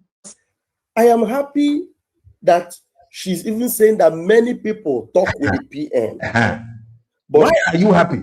But you told some people listening to you that without Imam Madhab, nobody will go and see him. Oh, if he were the mother, now without Imam Madhab, no more Chai, Tinker. She have not spoken with the PM. Because she can't claim it anymore. She can never claim that she spoke with PM. No, now you people can no longer claim that without visiting Imam Madhab, you cannot visit Mazeb and Doko. You people cannot claim it anymore. Ogono Chorimi pass that narrative, Ghana. Without Imam Madhab, you can. He told you then that Mazeb and Doko made it so. That without Imam Madhab, or maybe on a maybe on I don't forget.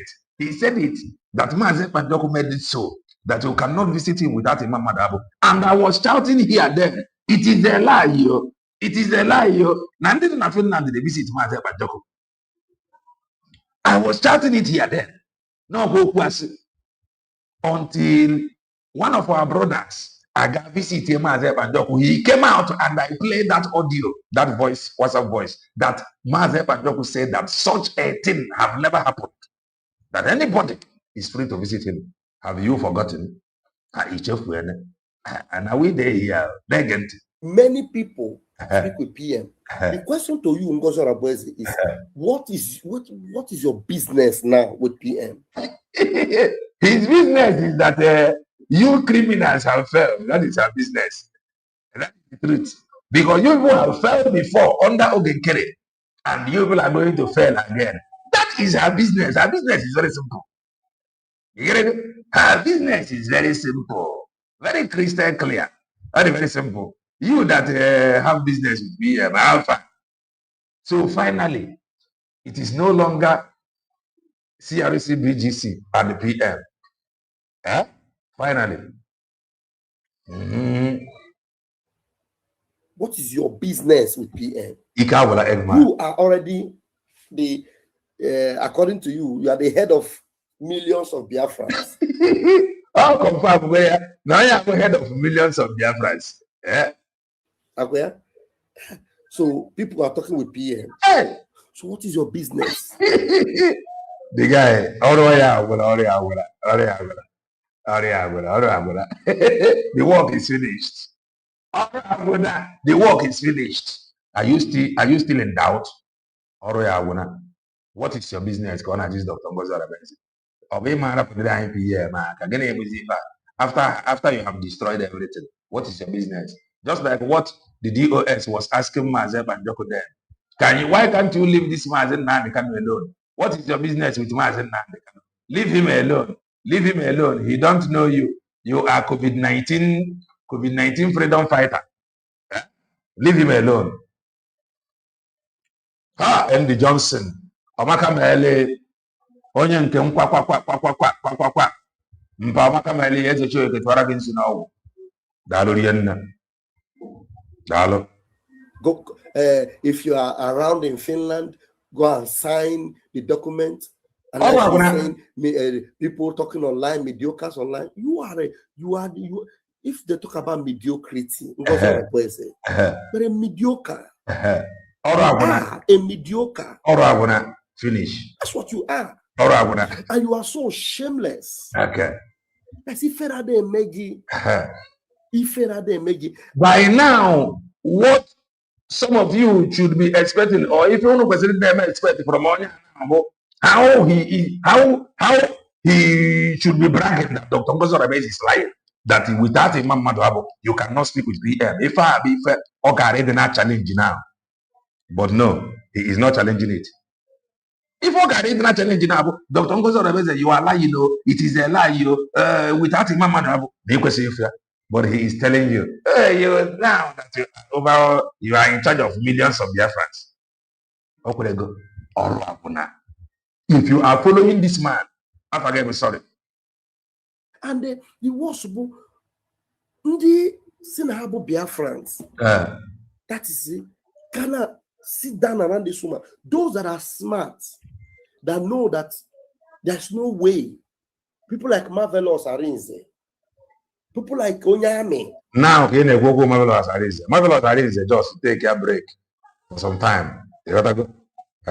Mana anyị wakwechiri here na-eti mkpu a n'oke onu na USB declare that mandate ya na-ekwusi protect ya.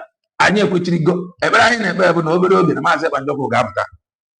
Then ka anyị fụkwa ndị ga-ame stasịn, but I'm not saying it. It's not as if no nwere. I'm not even after any post. I'm not after any post. Na ife anyị na-ekwu bụ ọ bụrụ na ọ pụta ife ilukwu ebe ịrụ ọrụ we understand that na ọ nwere ndị bụ na when the going get tough, phase wake. I understand that. So over there. People like Solomon Nkwocha, name them. Oh yeah. If you carry the Ngozi Orabeze, you are lying. Even Ezamu Nobi. That a man would have no visit. You have all left her behind. We go 247. True survivor. Why are they not in CRC BGC? Why you go 247 not in CRC BGC? We go 247 have even accused CRC BGC of thieving. Yeah? Of thieving. Name them. They've all gone. They've all left her behind. Very useless woman. It will show you that her determination is so determined to stick around. Looking for the downfall of Prime Minister. But I guarantee you, Ngozi, you will see your own downfall. Your downfall is already here. Your downfall is already here. Erosigo. Amanda. You see this music, Hana, his downfall is already here. If you look at him, Simon Amanda. No, Simon Amanda. Even in Kafan on a good book of Simon. He got darere. Because he got darere. As long as Chuku Kikabia Mabuchi, Chuku can nefe. Because hey, he got darere. That one, that's it. Put a way. He got darere. Because you are already down there. He got already. What are you saying?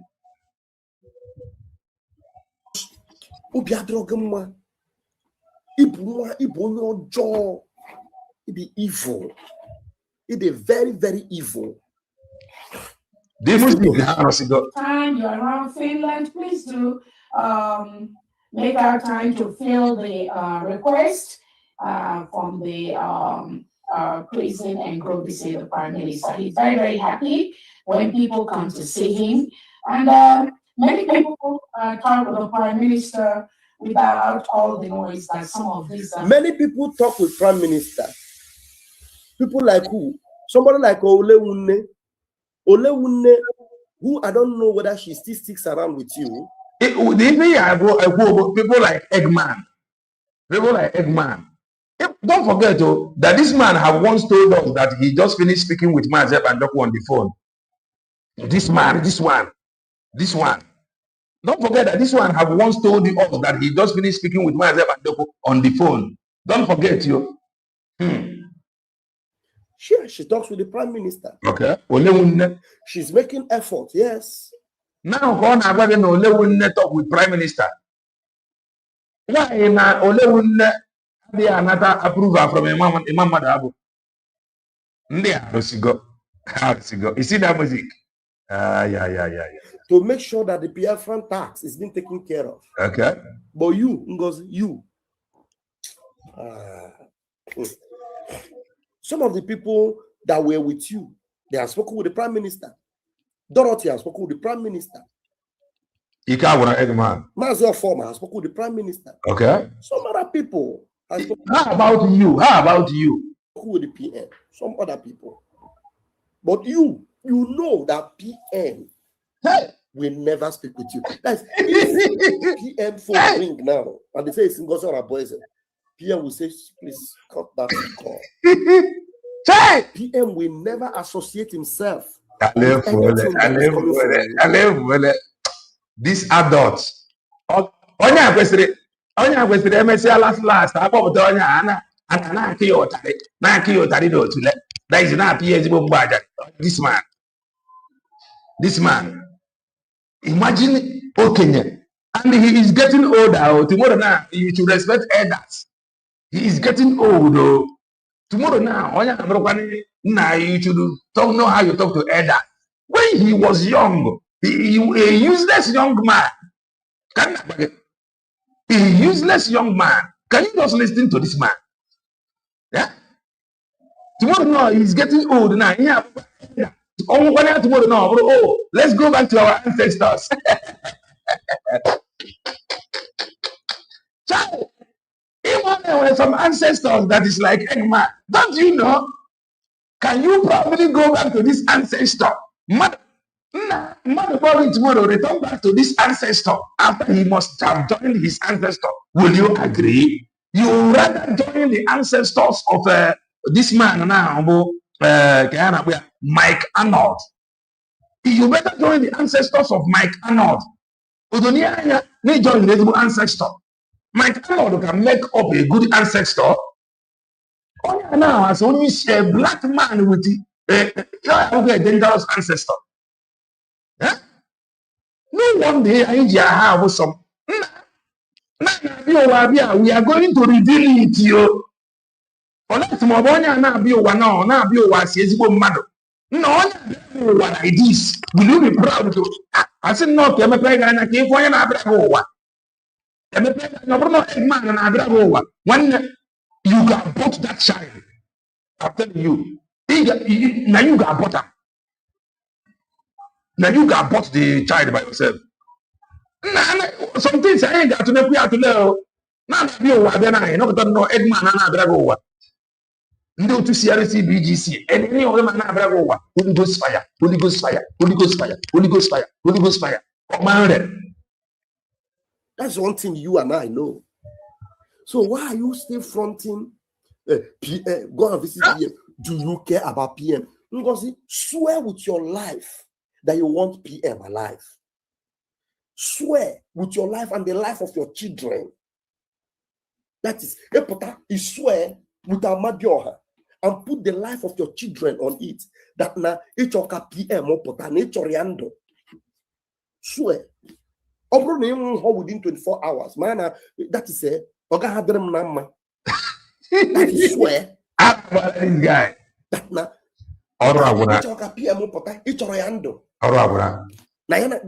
PM no the number.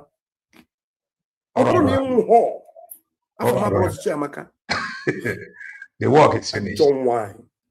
On the social media does. That's why we must be focused at this time to make sure that the noise of some of these mediocres on social media does not distract what we are doing. Abato is very, very focused. So the noise of mediocres will not distract what we are doing. Ngozi, what are you doing? Ngozi, what are you doing? Yes, what is it? Your whistle could not protect anybody. In fact, nobody has any whistle. Anybody that comes close to you, they are all dead and gone. Okay. What you are doing. Biafra people will go to Biafra land. They fly taking them to Biafra land or to Nigeria. Or to Awuleji. Situation that is the truth. In South Africa now, many of them are packing their bags. That is the truth. No matter how they pretend. Reality will happen. They should enable to take a free flight. Never ego aviation the now. Yeah. Ngozi, what are you doing? Okay. Yeah? Obato Obie is focused. You're a mad woman. Obato Obie is focused. Eh? In fact, before because you know you are lying. Emma, Nina say.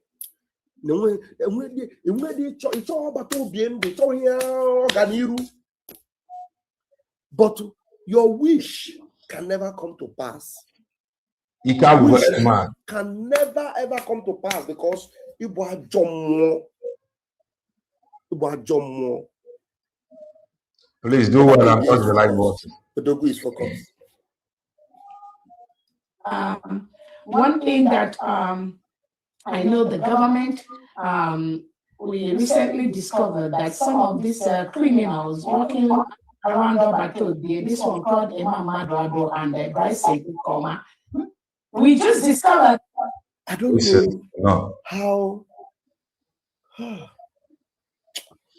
this our mother here. He want to cry crocodile tears. I don't know why she just allowed the devil to take over her soul. Imagine. I don't know. Mommy, just look at how you now look. Imagine when you go back the corner, once you go back, look at how you look. The man is finished. Let him. If you look at him, he got man is about Hamatan. Is about Hamatan, dear. Where is about Okochi, dear. Okochi, the egg man. This man in and I look at him, you will know. Eh? Also now, when you go back, because that you allow demon to take over you. Then you see egg man, look at his hair. Just look at you. Except if you were evil from the beginning, which nobody ever knew. Imagine. Now, when you mention Imam Madabo, Imam Madabo is sempre, I'm speaking Italian now, is always in touch, always concerned, always fighting for Biafra, always involved in Mazi Simon Ekpa's issue and case. Always. The people that are close to you, PM decided to talk to. PM started talking to them through Imam Madabo. Or you, no way. PM started talking to them through Imam Madabo. The people that are close to you, that PM started talking to, people like Oforma and Olewunne, the PM started talking to them through Imam Madabo. About 1 9 worker now. Oluchinwa God. This visit of Oluchinwa God, child. That visitable. At the right time. That visit. Even at times, some things smell like this now. They are over this visit, there are always some things that happen now. Gave one kind of way work out. But that visit, you see, quenched a whole lot. That Imam Madabo is who you are calling criminal. And immediately they call Imam Madabo, this old woman just come out. I don't know how you people just choose. You choose to become evil for no reason. For no justifiable reason, you choose to become evil. Criminals walking around Obatobie, this one called Imam Madabo and Bryce Koma. We just discovered that these people went to file a case in Maryland using the name of the Prime Minister. Now, you see, filed a case in Maryland. Waiting concern Maryland. Why are you using Mazen name because Mazen Pandoku's name again? After Kono use it, no, it's so good of Tongozo. Why are you people still using his name again? Why? You see, now you can now see that the criminal in Maryland, when we were telling you, or when she Didn't go the visit. Didn't go the visit of didn't go. These are men in Ghana stand the one place. Not me. Can you go the visit? Can you go? That visit, that visit, always some things that happen, that visit, man,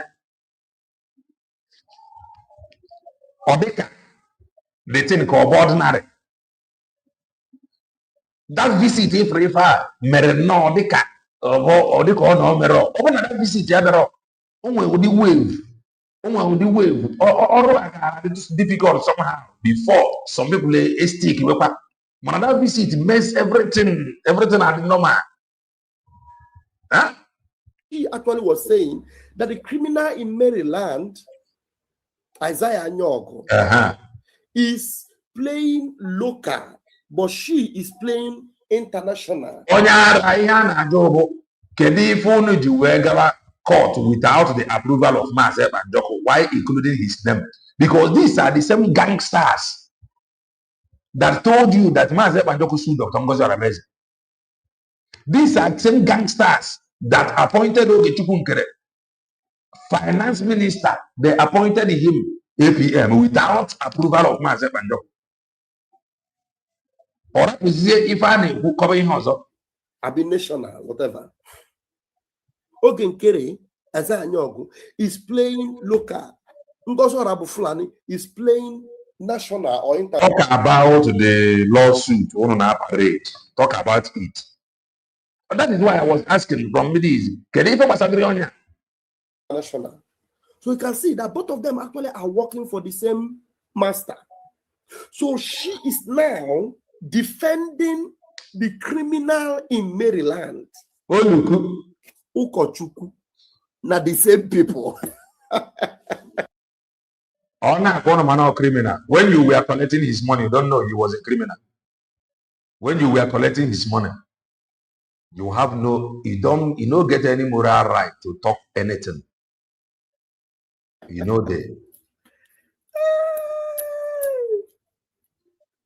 Think it, you go Eggman. Because the criminal in Maryland, his own criminality was that he tampered with the documents of Brgie. Now I tamper the document. Today. Why would you ever now court? The document you on Charlie Lemon agree, tamper. Or the Brigi document and after 3 months, myself and Doku loan guy press here with APM. Document of Brigi that you people have collectively tampered by making him, by appointing leader in less than how many days? Myself and Doku Brigi document. Now, Kono man or Brigi document. Or what if I was right there? He tampered with the authority in paper. The authority of Obatobi, he tampered with it. He's a criminal. That one will go to prison. The one in Maryland, he will go to jail. Yes, he will go to jail. In America, can see that one jail, no, they fear him. He didn't already go 19 times. So this one, he will go the 20th time. It's not a big deal for him.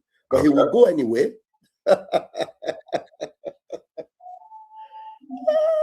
They get it. Keep as I got in Gamporoka. Look at Ngozi is now fighting for Ogekere. Ngozi is now the bond. She is not fighting for Ogekere.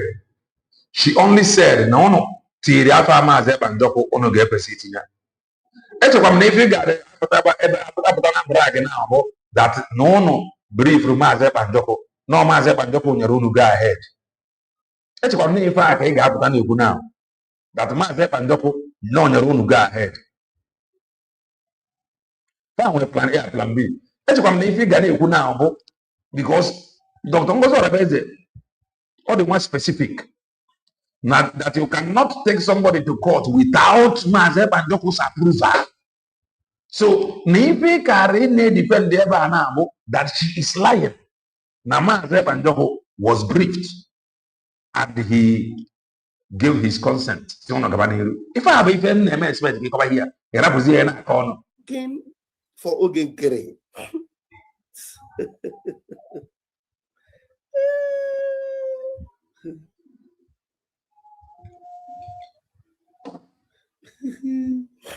Because it's not debunking Ogekere. There's nothing she will not claim. Look at my brother Oladepo say, breaking news. Just because Sao Paulo State in Brazil acknowledged Biafran heroes, the Biafran Heroes Day celebrations, Ngozi now claiming Brazilian government has recognized USB as a sovereign nation. This is how the criminals whisk through. Biafrans, we have told you people a long time ago, avoid this woman. Stay away from this woman. People have avoided you already. That is how shameless they are. You are telling people to avoid Dr. Ngozi Oravezi. But people have avoided you. They have left you behind. Program him 17 hours ago. Only 25 people. Bundana watch, including this one and they play now. Many are 26. You are telling people to avoid her. People have abandoned you. If you are a Biafran, and for one reason or the other, you are still listening to Ngozi Oravezi, you are in trouble. It is just like you are still having fellowship with Satan. Listen to me. Obrona ebo onye Biafra. E kana ege ntị n'ihe Ngozi Oravezi na-ekwu ọ nke ọ na-eme. Gina ajom. After Ogekere deceived men on ground allow themselves again. Ka Eggman and the Crc Bgc can they deceive Papa? Sorry. Mas one organic and mother is secret.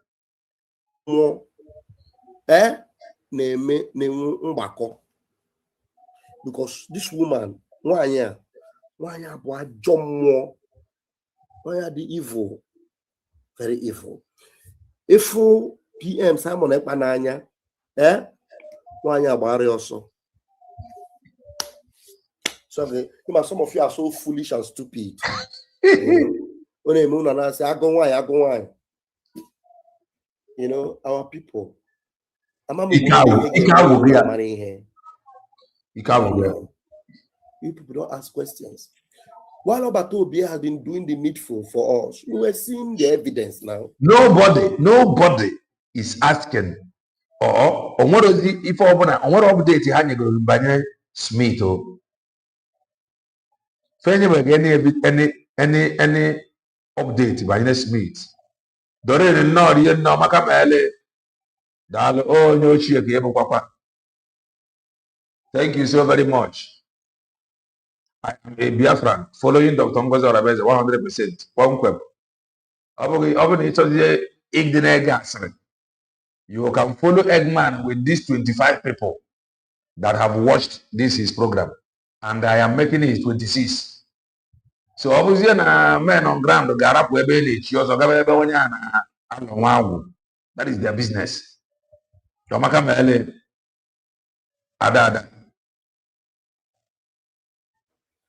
We're seeing the evidence. If they play the show, they see everything. When I tell me which one I don't see with this shameless, pathetic woman. We are not seeing anything. You people are equally government. Or Crc Bgc government. What are we seeing from your side? Nothing. Only gossip and criminality. Why including the name of Mazep and Joko? Did you get approval from him to include his name? Actually answer the question. Very simple. To counter her, we talked to Mazep and Joko and he asked us to go ahead. But you don't see. All talk, noise, what's noise making? Distraction. You know, reducing our resources. Looking for our commanders to unalive them. Reducing your resources. Resources is your resource. No resources is to resource yourself again. Each another resources. About $1,000. No resources anywhere. That's what she's doing. Nothing more. Half of your commanders. So if you are a Biafran, are you listening to this woman? You still paying attention to her? No. How do some of these commanders, how do they feel listening to you, sir? None the commanders say that listening to you. How they get your program? How do they feel?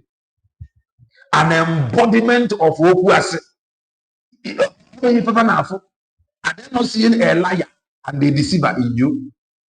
Many of them should think again. Most miserable. Honestly speaking.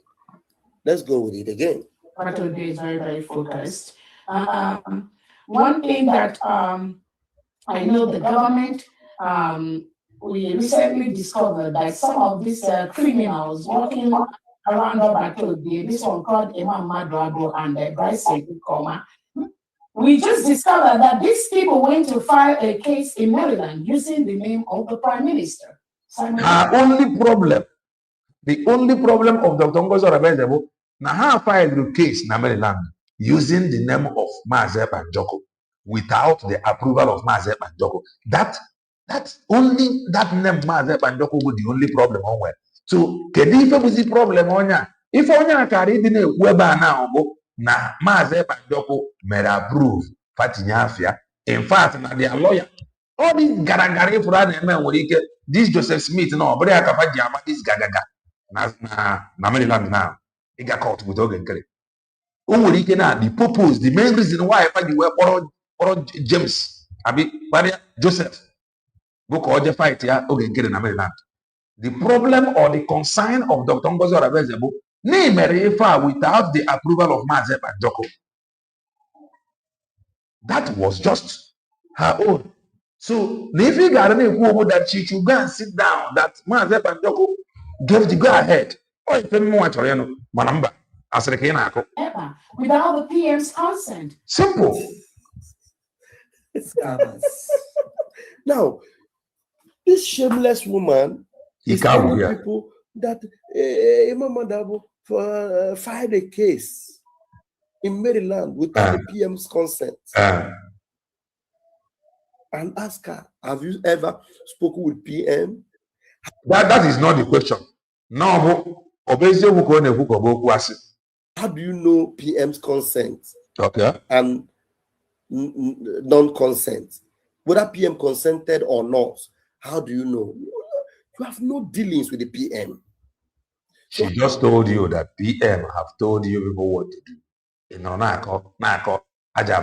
How then do you know his consent? Yeah? You are now fighting for Ogenkere. Imagine. Fighting for the interest of Ogenkere. Imagine. Pathetic slots. And, you know, sometimes we know how dangerous the Nigerian state is. We know they use people. We know they did it in the past during the initial trial, and eventually it was a mistake. What Ogenkere and Co were not able to achieve. Imam Maduabo and his co, they're working on it now with Bryce Nokoma. And I'm telling them, as the leader of the 80 million Biafrans, they must immediately. Now, are you listening?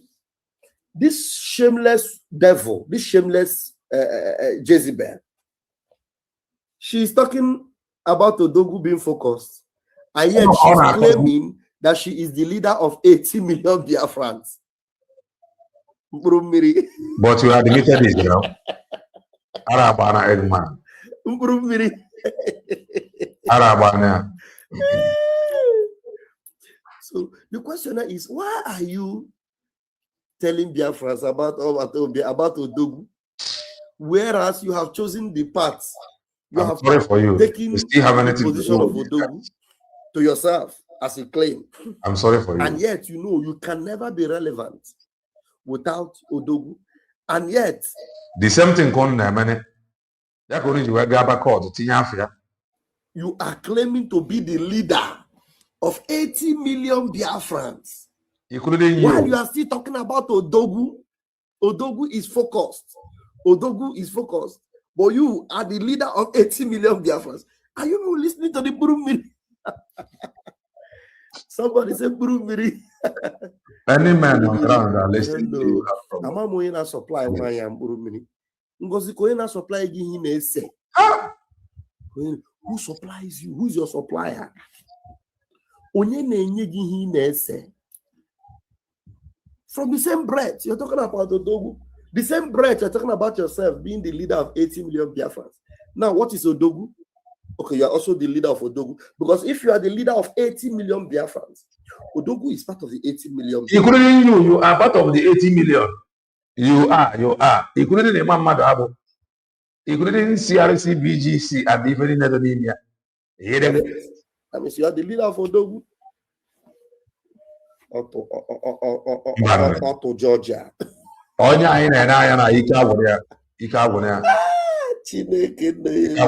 to hear that part again. I just want to hear it again.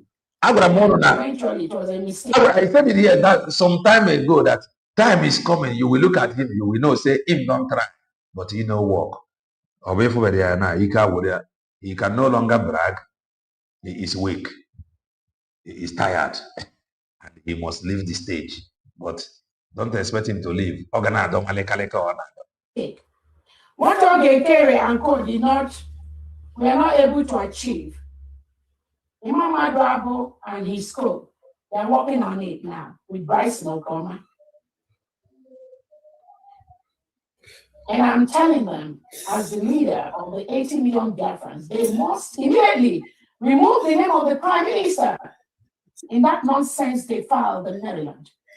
You're telling that. Remove immediately. Shut up your mouth.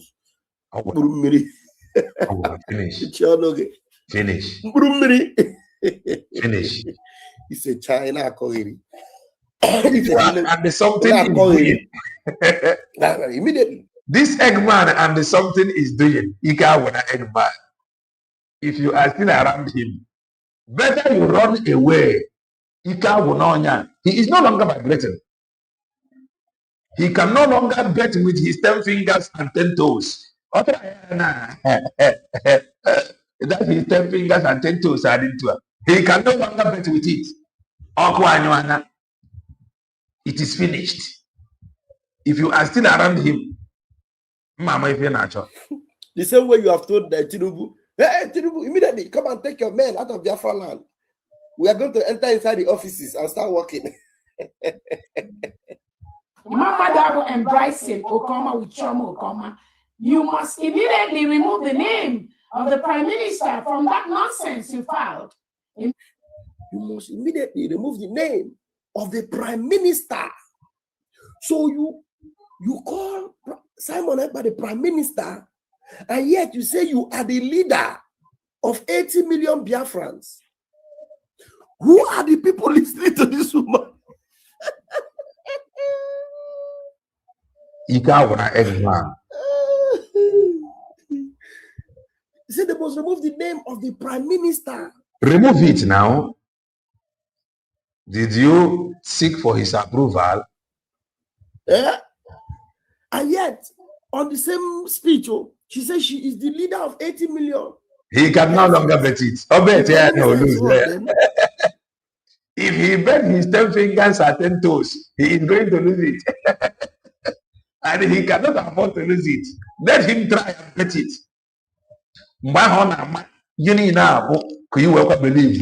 No, we don't know this guy for a long time. The guy when he forged. Oh yeah, all the very empty. If he bet his 10 fingers and 10 toes, okay, lose it. And the man them, so he is now being careful so that his hands will not be. Let him bet it and lose it. He confirm. He's now being careful. Many effects. I think her new name should be many effects. Somebody please help me. Please help me. But he cannot take it. Oh, stick here. Okay. You will lose it. Somebody help me write many effects. He is now calm. Reality is dealing with him. So-called case against our PM. Somebody is in the comment section. Remember how he do brag before? How he brag. Oh, I bet you with my 10 fingers and my 10 toes. I bet you. No information. In fact, Obato will be approved it. No Imam Marabu, no visit. Whoa, on social media. How far? Okay, I know, Anna. Let him bet something. Or confirm. You know, the thing is that our people, God, how mercy.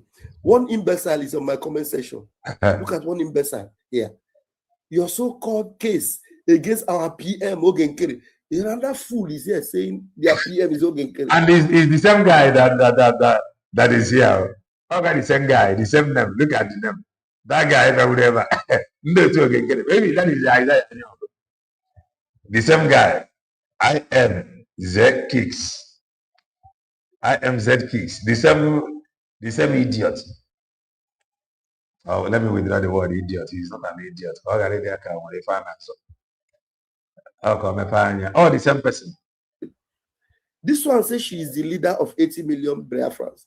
And yet she's talking about, okay, is she actually talking about the PM of Ogenkere? I don't understand. Is Ngozi talking about the PM of Ogenkere? Or is it the PM of Simon Ekpa that she's talking about? I don't understand. My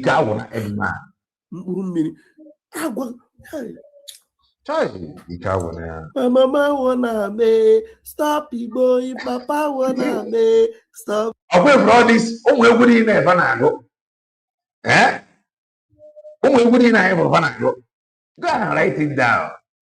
All these things have it has turned around. Ngozi, your mama wanna me stop boy. Ogarebe Warner. Ozi CDS. Igwe gidigbam.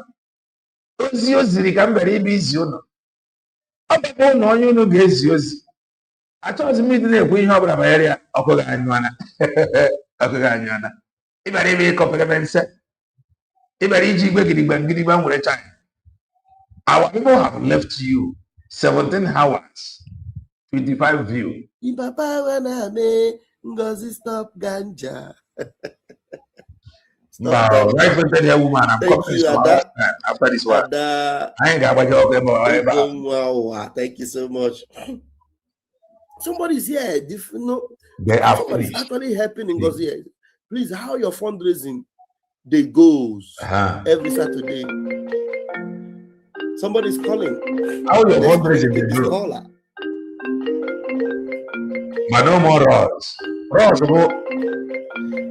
if what you were or threatening with Ross, threaten Biafrans with Ross under Ogenkere. Under Ogenkere, Ross, who you were threatening on the ghost rider will visit everybody. She like everybody. This freedom fighters. Ghost rider is going to visit everybody. Nah. What have some people?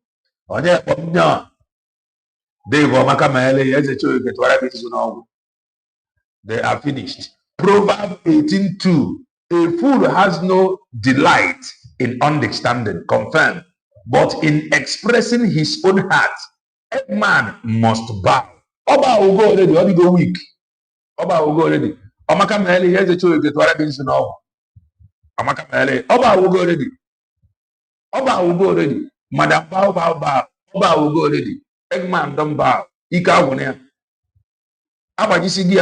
He can no longer fly. If you look at the Eggman, he have not bet his 10 fingers and 10 toes. Why is this thing doing like this now? Okay, I have a caller.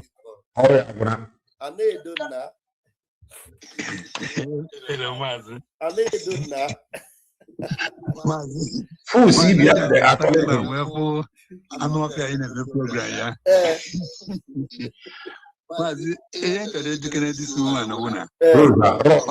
course, is that now leader, right? Leader of winning. Now, CJ withdraw the Maryland, remove the name of the prime minister. I remember the prime minister and on Genkere because Genkere is prime minister. You have the APM. You have DP.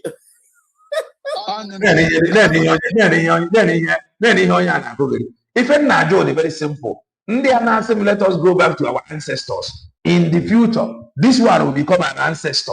Can you proudly go back to this kind of ancestor?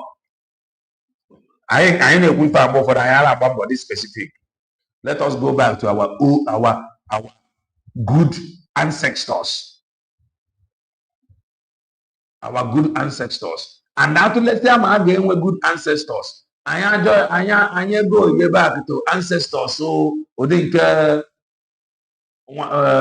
Mike if I got back to their time. Because in the background,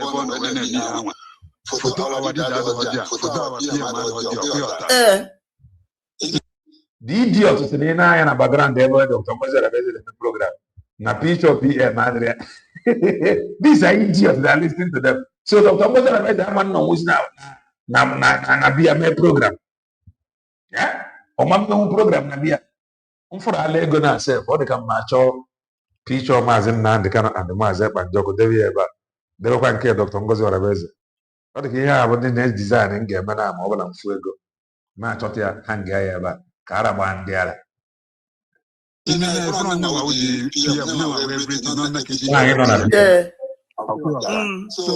and the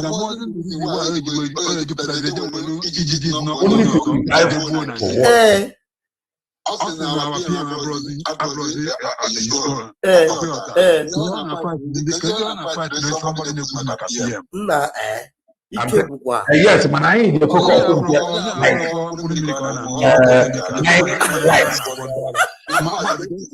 and the Ojukwu likes.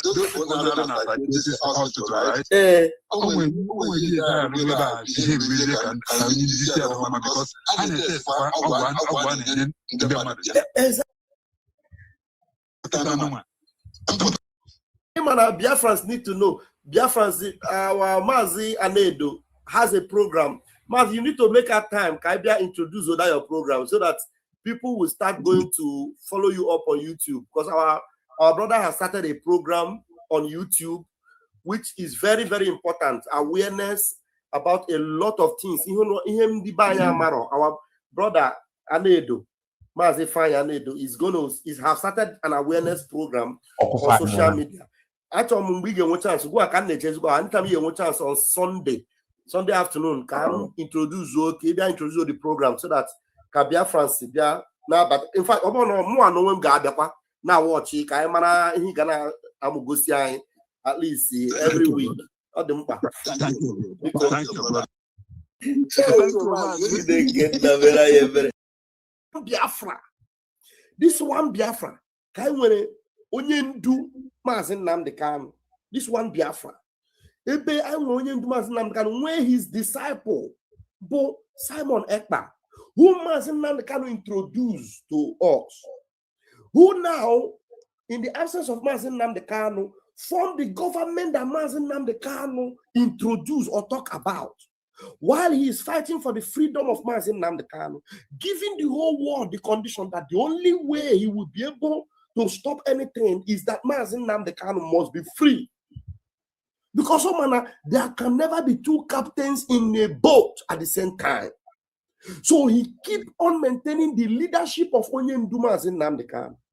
So I came in this same prime minister, from Surugede to Surrogate, from Surrogate to president, from president. Onyara, so you know about Surrogate. To DPM, from DPM to leader of Biafran people, from leader of Biafran people. Chineke merege berengozi. So for no kijikwe ne onu ijeri ede kijikwe ne prime minister.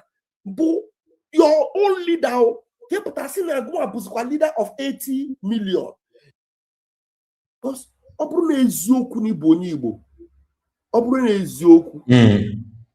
Mmadu ni di batara gosi enyemaka. Okwa asana ebe osakpolo. Oburu ezioku ni bonyi Igbo. You need the enyemaka. Because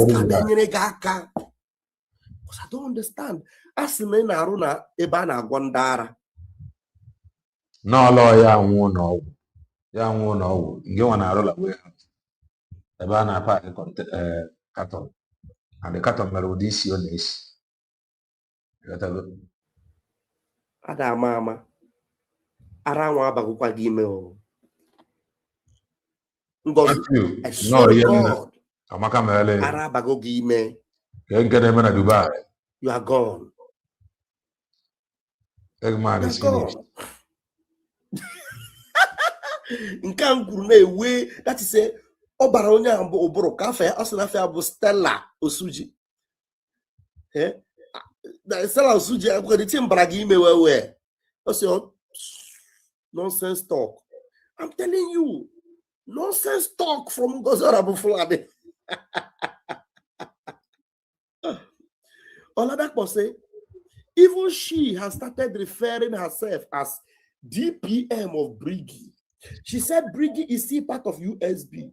The same mad woman who said she has collapsed Brgie into USB. Now she is DPM, who inspired that flyer. But it has so many dates. Our brother Anedo of Finland, Mazi Ugolo, got my attention that so many Biafrans are calling him and asking him for about the dates on that flyer. That flyer, it was not the original flyer from the organizers. For the sake of unison, there's a flyer that Biafra Unite has been posting on his platform. Okay.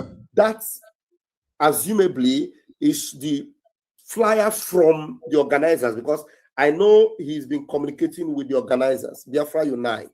So the flyer that Biafra Unite released is the flyers the organizers have posted. So any information about the protest that is coming from Biafra Unite is coming also from the organizers that are also speaking to me. Yeah. They're also speaking to me. So there's no need for me to start, posting up and down when Biafra Unite is also post it now. Biafra Unite is not going to be in Finland, but it's good that he's creating the awareness for the protest. So the other flyer that is circulating it doesn't mean that those other days for the protest are fixed for protest. No, the date fixed for protest is 4th of August. That's the reason why I booked my flight to be in Finland on the 4th of August, so that I will be in the protest ground on the morning by 10 a.m. We would already be at the protest ground by 10 a.m. So be on the know, be aware that that particular protest organizers are in Finland. Ngozi have no hand in the organization of that protest. She have Ngozi not said that she is. Uche Okay, Dr. Ngozi Arabeze ekwudiere ihe ọbụla, okay, ekwuru ihe ọbụla banyere protest. Ubaji Akwa, Uche, what's that his name? The other idiot in Finland. Uche, that our PM have refused to even see his face. PM doesn't even want to see that idiot's face. If That's why they call Uche. PM doesn't want to see him. If I call na corona. Yeah, somebody's agreeing with me. Mental problem. Nothing with mental problem. So Uche and the other guy they call Paul. These are the people working with Ngozi Araboeze. Yeah, they are the ones confusing this shameless woman, because they live in Finland. Someone like Paul and some of them, they might go and to see PM, but Ngozi cannot. Someone like Uche, PM will not even allow Uche to come and see him. Thank you so much, Mommy, you Franklin. PM spokesman. PM will not allow them to come and see him. If I call okay, Ngozi, you are telling everybody that anybody can go and see PM. Everybody can go and see PM. Let Uche Obajaku go now to see PM.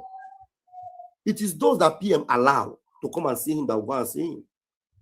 Those that PM say, yes, approve. I want to see that person. If he doesn't want to see you, he hear your name, he doesn't want to see you, won't see you. No, it is the man that approves now.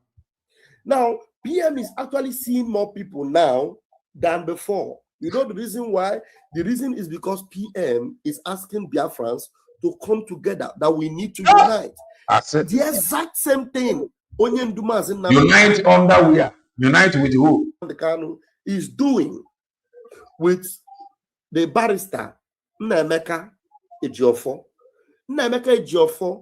and Mandela and the rest of the attorneys that are going for the visit of Mazi Nnamdi Kanu. They are under instruction from Mazi Nnamdi Kanu to bring Biafrans together. And that's exactly what they are doing. So PM wants everybody to come together. That everybody should come together will not make PM to start talking to Ngozi Araboeze, because PM already knows that Ngozi is gone. Ogenkere is gone. These people can never ever come to the presence of the king. Ngozi Araboeze and Ogenkere can never ever appear before the presence of the king. Odogu will not see you. If Odogu see you, you are gone. That's open Odogu Fuganya. Odogu Fuganya. You know that. So that's why you can't even boldly say you want to go and see Odogu. Which face will you use to see Odogu? Why Chukubron? Let's see what is she still talking. Let's hear her. She still have 1 more minute to talk. No man. Remove the name of the prime minister. So you agree that he is the prime minister? Simon Ekpa is the prime minister. Because who are you? Simon Ekpa is the prime minister. Because who are you? The prime minister didn't tell you to put his name in that nonsense. Prime minister did not ask you to put his name. You know the reason why you're doing what you're doing. You know what the Nigerian state and those working with them have told you to do. Everybody, Nigerian state, there's no other person working with Nigerian state apart from you and the idiot you are fighting for in Maryland. Ika will go Eggman. Because two of you are working for the Nigerian state. You They are failures. admitted They have that failed. he is playing local and you are playing international, I mean national. It's easier. So both of you know where you meet. So now, because the other one is losing ground now, they tell you, oh yeah, go and speak for him. I pity anybody listening to Eggman. In that nonsense. What are you actually after? Who are you working for? If all the after loan use without informing myself and Joko. If I be very simple thing, he get clarify here. Now we use his name or we informed him or Who are you working for? If Simon Ekpa is the prime minister, what have you been doing all this while? Destroying the legacy of the prime minister? Whatever you want them to do. All right. I'm going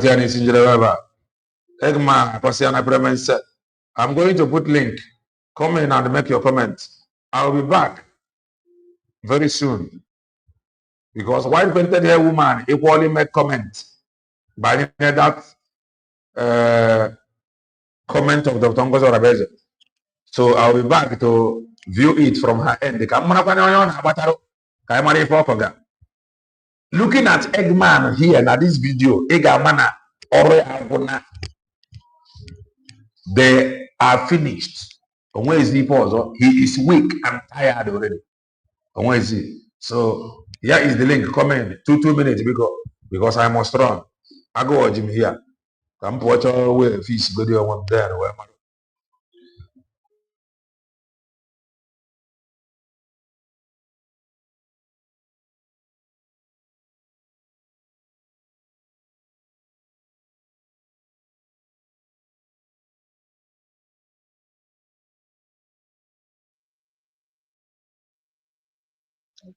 All right. Where you go?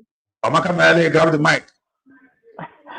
The Cameroon River Goddess, but at the same time. I don't know the name or Good afternoon. Good afternoon. Good afternoon to all dear friends. I greet each and every one of you. Welcome. There are different things that is frustrating Vam a lot. Vam has done juju on the head of Dr. Ngozo Rabeze, and it's not working. So He's a failure. highly frustrated. Highly frustrated. Like then it's Okukatoni Kobrogoni Dajwa. Like, what do I do to get rid of this woman? That's the point that Vam is right now. Like, what would I do? And I tell her that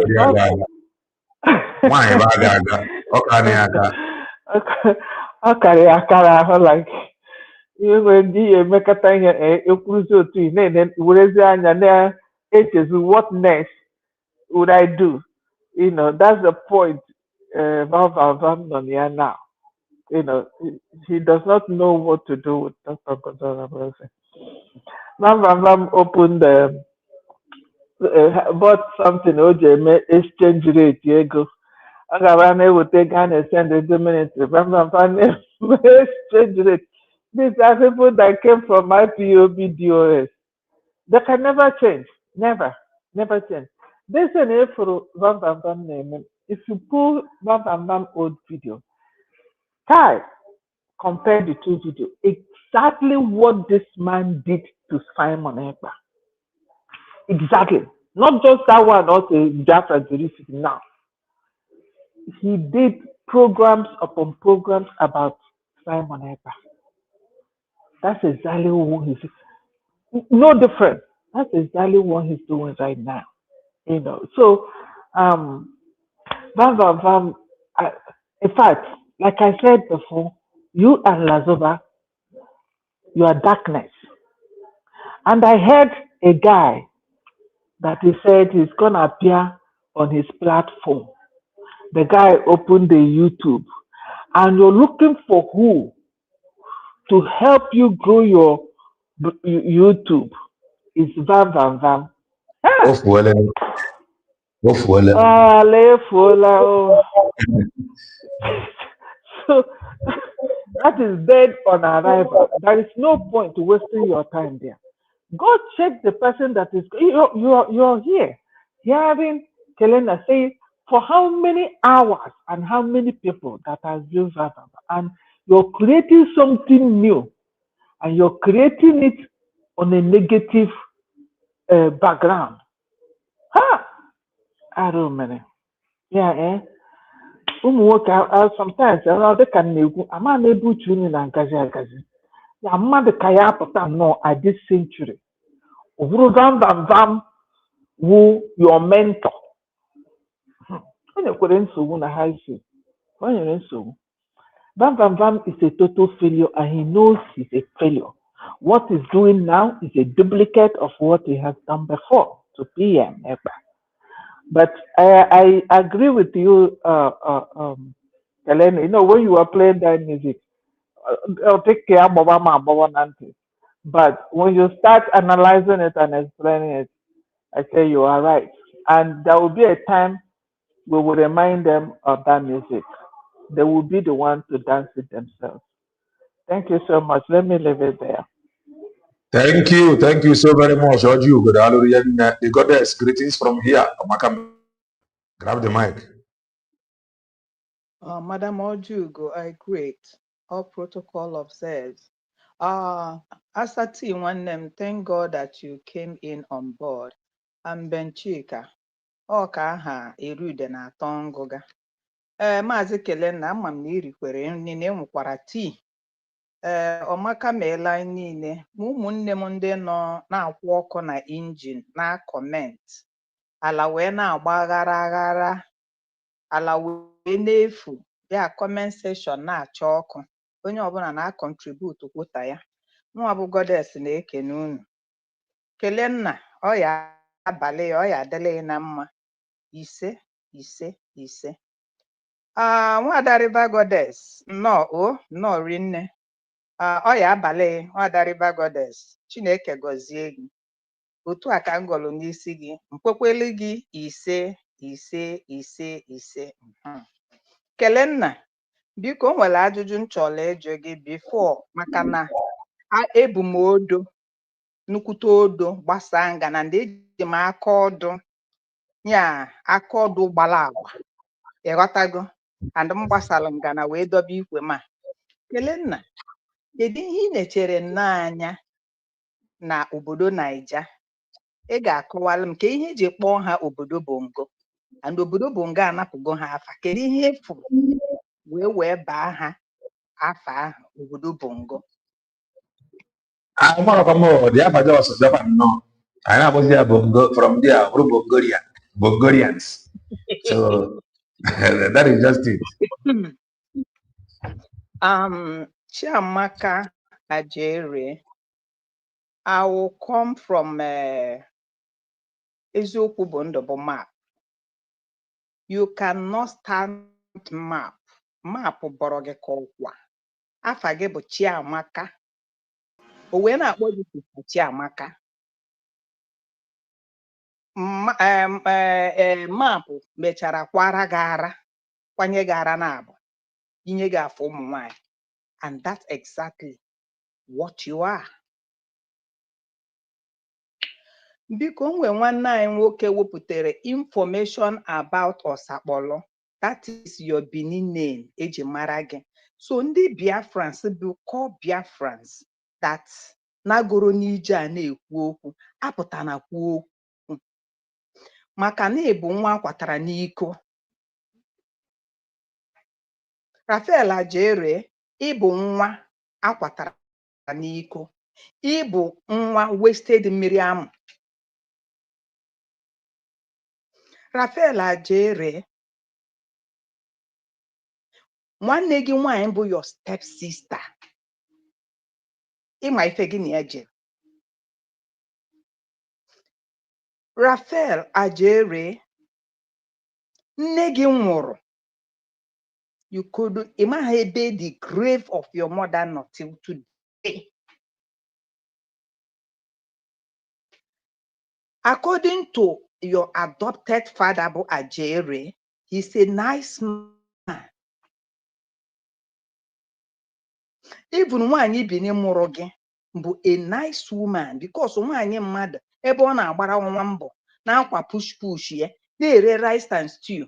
Your adopted father bụ onye ọjọbọ, onye ọrụ ụzọ wee mitie nwaanyị mmadụ. O wee mee gịnị? O mee ga adopt. But kedu ka ị ga-esi wee kaza ndị awa ọma mma? And ị wepụtara ọnụ iji eli ji na ede na-akpọ mmadụ bastard. Ịmakwa your root, ịmakwa your origin. Your name, your original name is Osakpolo. Nne gị bazere gị Chiamaka when your adopted father adopted you. Then another thing nchọrọ ịgwa gị bụ Chiamaka, ị nwere ifele. Ese na Ngozi na isi adịrị ya mma na onye ala ka ọ bụ. For ndị na-abịa na platform unu ala na-ayị, edobe gị na Ngozi, kedụzi onye ala na-ayị by this thing you are doing. Onye ka mmadụ n'ife, ọ kakwa ya na gịnị na mmụọ. Ị na-akpọ Dr. Ngozi afa dị iche iche, ịkpọrọ ya Auto America. Fine. Mana let me come to you and I'm going to come so hard on you and I'm going to be raw. Kedu ebe amụ gị nọ, utu gị, utu banana? Ị nweghị ike iwere utu banana gị wee kpọpee nwa ada gbara agba ọhụụ. Ya nwa aka bụ virgin bụ nwa chalachala, because ị nweghị what it take ịkpọpe nwatakịrị ukwu ya kara aka ọhụụ, maka na ukwu amụgụ bụ amụ banana. I wee jedulu nwunye onye ọzọ, that is ụzọ akwa kachagolu, gate akpọpechegoro, kwasa anya kwa anya nkwari. So ka ọ ya banana gị ereta were nwayọọ rikpuo n'ime, because there is no business. Onweghị ihe emenwuzi, o ghezi oye nkwa nkwasa. Iritazie banana gị, o jishizie ike rikpuo. Achalugo kpọrọ gị nwoke ahụ mmiri. And ị dara ibi. Ị netere nwunye onye ọzọ nọ na be di ya, onye ị na-anụ kịta gị na ya na-abụ. Why didn't you come out and let Biafrans know na ị na-akwado ije n'nwaanyị? Gị nọkọta nnọọ afọ too, ọ ka afọ tolu ka ị bịa wepụtala anyị na vidiyo ebe isekpu ana na-enye agadi nwaanyị tụkagoro ime nka ya, anyị na-eke ise afọ ya ụchụ gbakwa. Ije napụ nwaanyị onye ọzọ die. And while the woman married, the na-eje na be the man na-aga eri opio na be the man. Abadiora mma gwara gị na ịbụ onye amụ mmiri, gị jee mee DNA nwa ahụ ikotere isi n'ọhụ ịkpọrọ Nnamdi Kanu. Raphael, let me tell you, the moment you name that child, I said it, Mua Spuria, the moment you name that child, that name, that was when your problem started, because you're not pure. And why you name that child name? Ke we batara go say enyemaka onye ochu. And Ajere's wife, Raphael Ajere's wife, there was a time we the women, when we were we called your attention. We asked you to talk to your husband. We really respected you. We called you to, put your husband to order, that he should not disrespect our womanhood as a woman. Or Dr. Ngozi Orabeze, that anytime he does that, we will come hard on you. Let me tell you, and I am saying it again, in case you come across this, Ajere is bringing you out, and I have your details, how you lived your life, how you came to Italy, the man you married. Be very, very careful. Because when you go and pull others people's secret, your own secret is out. I would have called you a useless woman, because that's the way your husband addressed we women. And Ngozi Orabeze, he said that Dr. Ngozi Orabeze is crazy. Ngozi Orabeze is mad. Ngozi Orabeze is useless. Even there was a time she said that Dr. Ngozi Orabeze's private part, Ibu, that no gerere, and she is enjoying your own Ibu. And I say your own Ibu will decay and smell, so that he himself will not enjoy that Ibu. You cannot cause another person's own Ibu that is giving the husband man joy, happiness. Then you go enter in that Ibu. So your own Ibu will decay and smell. Akwaram gi nwabu Rafael ajere abo afufu. Akwaram gi abo onaniyi. Akwaram gi abo onondu onwu kamma. Akwaram gi, that is, ige bigido okpukpu gi ga-atọ n'ama. Ihe a niile ị na-echere Ngozi Orabeze, mkparị a niile ị na-akparị ya, ihe niile ị mere Simon Ekpa, edobere m gị dị abụọ, and achịrị m ihe ahụ niile wunye n'ime, kwapụrụ ya, kwapụ ya n'ama. Ọ ga-adịrị gị mma n'Eke na Orie na Afọ. Ụbọchị ezumike ahịa na anọ. Why am I angry? My sister Ojugo, Mazi Kelenna, if you get hold of this, every Biafran watching this Ajere, ihe onye ọbụla ga na-ele ebo curse on him. Ekwugo mie that anya abịago to a point. Apụta sị gị amago ụla gị che ntị nke ọzọ ka nwa kapụ gị ntị. Ịma ama ụla na ntị nke ndị ịbịa before ị ngwele aka odo sukepụ gị eze. We have come to that because when they see the signs and the wonders, they withdraw. But because they may say rapụrụ ya Chukwu ọ bụrụ mkpu na-akpụsa. If you see what Ajere did to this Simon now, also no na-agbachiteli in that video, Amamka Mazi Kaisi with that video. Do you know that this? I have some of them. I don't know how this mediocre sat down and was slapping Simon Ekpa na akpọ ya nwa baby. There is nothing in some of his video ahụ o mere. Oge kai play ya ife gagolaga, but the thing invoke a holy anger on me. Imecheze now, potazia now. What are you doing? Then in a revise says ya no Ngozi Orabeze na chozi ịkwakpu Simon n'ime na ọ chọrọ ka ọ pụta na o mere nke a na o mere nke ọzọ na o mere nke ọzọ. That video, your present and your past, a place here. Then tomorrow again, after doing Ngozi Orabeze, because you people did not succeed where Ngozi amụma na nze Chukwu okike abịama ekwere ka unu succeed ya na nke Ngozi. So why am I saying all this that I am saying right now? Kedu ka Simon nọ n'ime nga ọsakpọrọ mandele gị mma? Rafael Ajere ọ dịrị gị mma na Chineke adịrọ. Rafael Ajere azọkwasị m aja na ọkpa wee na-ekwu okwu. Ọ bụ efifie m ka m nọ. Efifie ama m fifitere gị ihe ọma. Ọma ndịrị gị na mma. Ọ dịrị gị na mma na Chukwu adịrọ. Kedu ka Simon nọ n'ime nga unu kwakpuru n'ime nga si wee bịa sign ya akwụkwọ? Kedu ka Simon unu kwakpuru n'ime nga ji wee dị away na unu gbara mmadụ akwụkwọ na Maryland? How does it sound? Yeah, onye nọ n'ime nga. So this is a witness against him.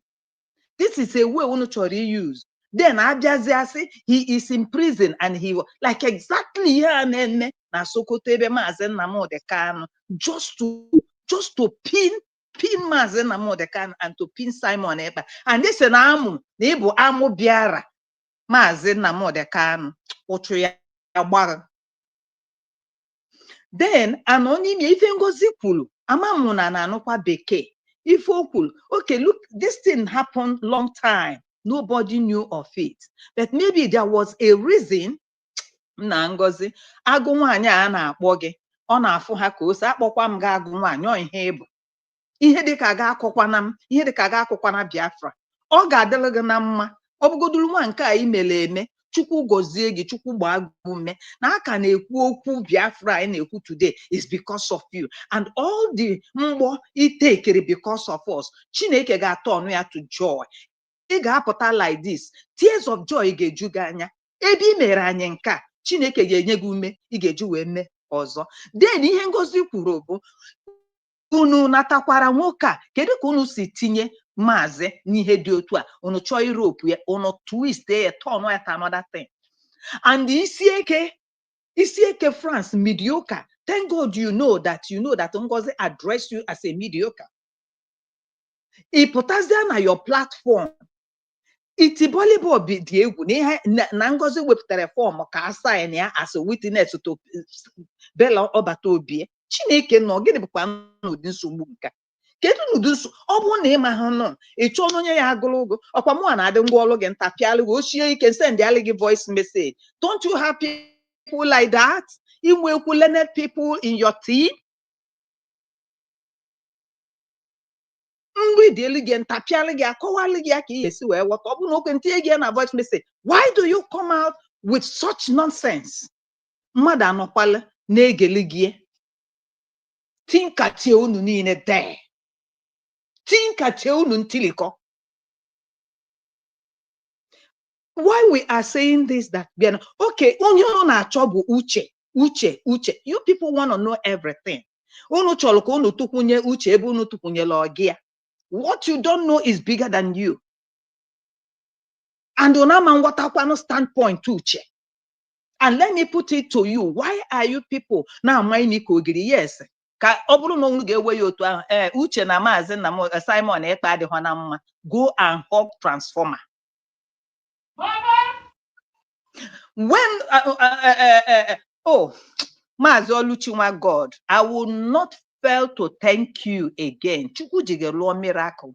Ekwuru m ya na ije anyị ya aga na nsogbu ya adị. Ọ ya bụ ife a. Okay, ka njọnụ gị ọsakpọlọ. Mgbe Oluchinwa God jere Finland, ọ bịa nata Imam Mmadụ Bumbekwu, ọ natara ya permission. Imam Mmadụ Bumbekwu, kwesịrị na nobody will go there without the affirmation or this thing of Imam Mmadụ Bumbekwu. So how come? And Ngozi said that he will never go there. When you are busy doing something, like I'm na 2-4 hours. Or yeah, in Europe, enwere ndị nọ dị ha enwe ha ọrụ gị nwa nwa ọrụ ị na-arụ 2-4 hours wee na-akwa ezinụlọ gị na-akwa ihe dị ike. Ain't you proud of yourself? It's because you don't have anything doing. That's why iji wee gbara Finland. And look at you, you are an idiot. Ịpara skuta, ịpara Tom and Jerry helmet kpurukpuru n'isi.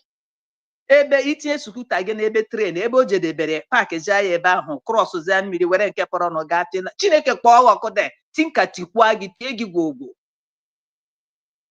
So why am I saying all these things that I am saying right now? This Finland, I say, no, if you live in Finland, Kelena sinihi ge mero nya no na nga bụ gịnị visit. Unu bịa tag ya now na PM si ka emeri a protest. But Oluchinwa God, thank you for going and deliver ihe dị on ground. As iji okenye kwani wete ịlụọla anyị ife dị egwu. For even Simon Ekpa, for the hint you gave him, we sustain him. Because maybe he might be living in the dark. So I thank you so much, Oluchinwa God. God has used you to do a wonderful work. Unu je hogwo transformer. Nekenife dịka imiezi. Ọ ya bụ ife ọsakpọlọ na-eme. Imiezi si na ya gara ịgbara Maazị Simon, na ya gara ịgbara Nnamdi Kanu witness, na ya gwara Nnamdi Kanu ya mee ihe dị otu a, mee ihe dị otu a, ya faili ya tinye motion, na ya nwa ga-abịa gbara ya witness. Oruzie ka enwe something esi, kedụzi ka ị ga-esi were bịa ya na Maazị Nnamdi Kanu si ya kwuo na agbara ya ụkwụ na etiri ya ihe na Kenya. Ya sị kedu ka ya ga-esi wee kwuo? Is she there? You see how God is confusing your way and making your ways that now we dey here. Utu anyị kwechere ka anyị kwechere. So Osakpolo and your group, Ogadirunu Malaye. I rest my mic. Thank you very much, Mazi Kelena. Thank you, the goddess. Hallelujah. Knowledge in my God. Amaka Mele, man of the moment. Have the mic. Mazi Kelena. Hallelujah. I greet everybody, Madam Ojugo, River Goddess, and everyone here. Mazi Kelena, what is going on now? You see, these people, because they are not pure. This is my trip. How this journey do Oshiga? Because I had the journey that you must see this person or see this person, and it didn't happen. So, and let me tell you, what this thing that they are saying, Mazi, if you go to see Obatobia, you will remove everything in your body. Even money, my cash, even here you can get glass because my glass was given an alarm, but the guy is my watch. Yes, my wristwatch, yes. My forgot back to he would have and that place let me tell you, and these people are projecting his lies. If you go there, Mazi, you will be seated before Batobia comes. He gave like 5 minutes before Haga boy. And when Batobia comes, himself also will not hold nothing. And the police, indeed in charge there, fully armed, will be sitting down there, watching you with Batobia. So the difference that you might be speaking Igbo with him, which Hana. So Mother Patano sign one is not true because you cannot even bring. They are sitting down watching you while Obato Ben across, do one opposite. Our glass away the two of you. Okay, you can knock off but all through the glass, but the glass is not within the chest. So you cannot hold on from a close range. You know, Nagana, there's one kata. So I'm asking he get with them mobile there for to sign. Look, on a pen, all this thing that is going on, all because of this my trip. Because people that were going there was not projecting anything good to Obatovia. How it happened. You are very correct. Yes. You are very correct. How it happened because the fact now I don't make anybody name. You know, I told you before when I go there to Obatobi, I didn't go there to call anybody name, but all question bring answer. And that is something now he has come to realize, which all these years in him. So, but the thing, because I have said this here before, the purpose for this, I have one guy in a hand here before, Anedo, who asked Tina Udog to remove me from the platform when they came back from Latin. Our leader here then, why meeting, she wants to talk to us. Why meeting Hammer in Europe? I said okay. And she told us something that this meeting I went today, no gonna have anybody. No one personal. I see okay, and we are waiting. We sat down and she began to tell us what the meeting they had in Europe because she was leading us here. All of a sudden for the meeting, excuse me, Wada. You told us that this meeting is not about anybody. Why are you calling Dr. Rabeze now, Ngozo Rabeze? Or we are our problem? Is it our problem? One of that our brother say, oh, I just put a cool office, so I went to Bongo, but I have to pay my 200 euro. A office I may pay here, now the city. One this our brother Ane do one hire. Yes, you should remove me. You should remove me, right? Tine weapon for real, boy, privately. Say, I wonder, is this a joke or what? But Mazuzo, one of the even oge I mepere autopilot, all more here and other people. Even Tina was not among, but I mepere autopilot. Oh, Madam Azuka bra were tinye used to take over the high mepre. My one man and a bezoku bundu lawyer here. So, but because the PM came to us, look, let us obey. Madam Azuka was in charge, and we did. So all this in hand, advance PM, son, PM. My brother, imagine you get a home in a prison. You remove everything not in your pocket. Even if you remember them hanky, my buy like a handkerchief. Every handkerchief, I will put that Charamia. Tinye na box, but you will drop all in their presence because you guys will pay care and got to a one patobie. So I'm asking I just say he signed here. In it, I'm not signing here that place, man. There is just, let me tell you, because they have how what you go, the whole places I have spoken, they don't want to use it to make program. How many now cook up? Now let me say something to you. All this protest. The guy who's in charge of this protest, Ogram in confidence, in presence of Obatobe, also this is they made it by themselves. But how just to talk Madam more people from abroad. They are not from abroad. But she aside the guy to another own person, now abroad. So they wanted to get some people from abroad involved. And on that job because like 3 days the guy saw gone to knock one in joy can went doubt. But see your battle this thing or package size on your battle yes. A lot to share yes, hey man, how many t-shirt they have done this, they have done that. Battle joy I say the time actually may we here. Yeah, has you on the 4th, while the appeal on the 5th. But the thing, these people are not representing, they are representing this our brother, Imam Mata. That is why it's Rafael, they are being angry. But how man anybody grab that place? How man, in had the man this one because only the Pomgada know them. This has to ask Dr. Rabeza, they can never proudly say that because the next application, I didn't clear my red passport. The man advanced that my application have been confirmed here to come and show Batobi. He said it in presence of that that brother was shocked. Because one in an application. Yes, now but I gonna give before.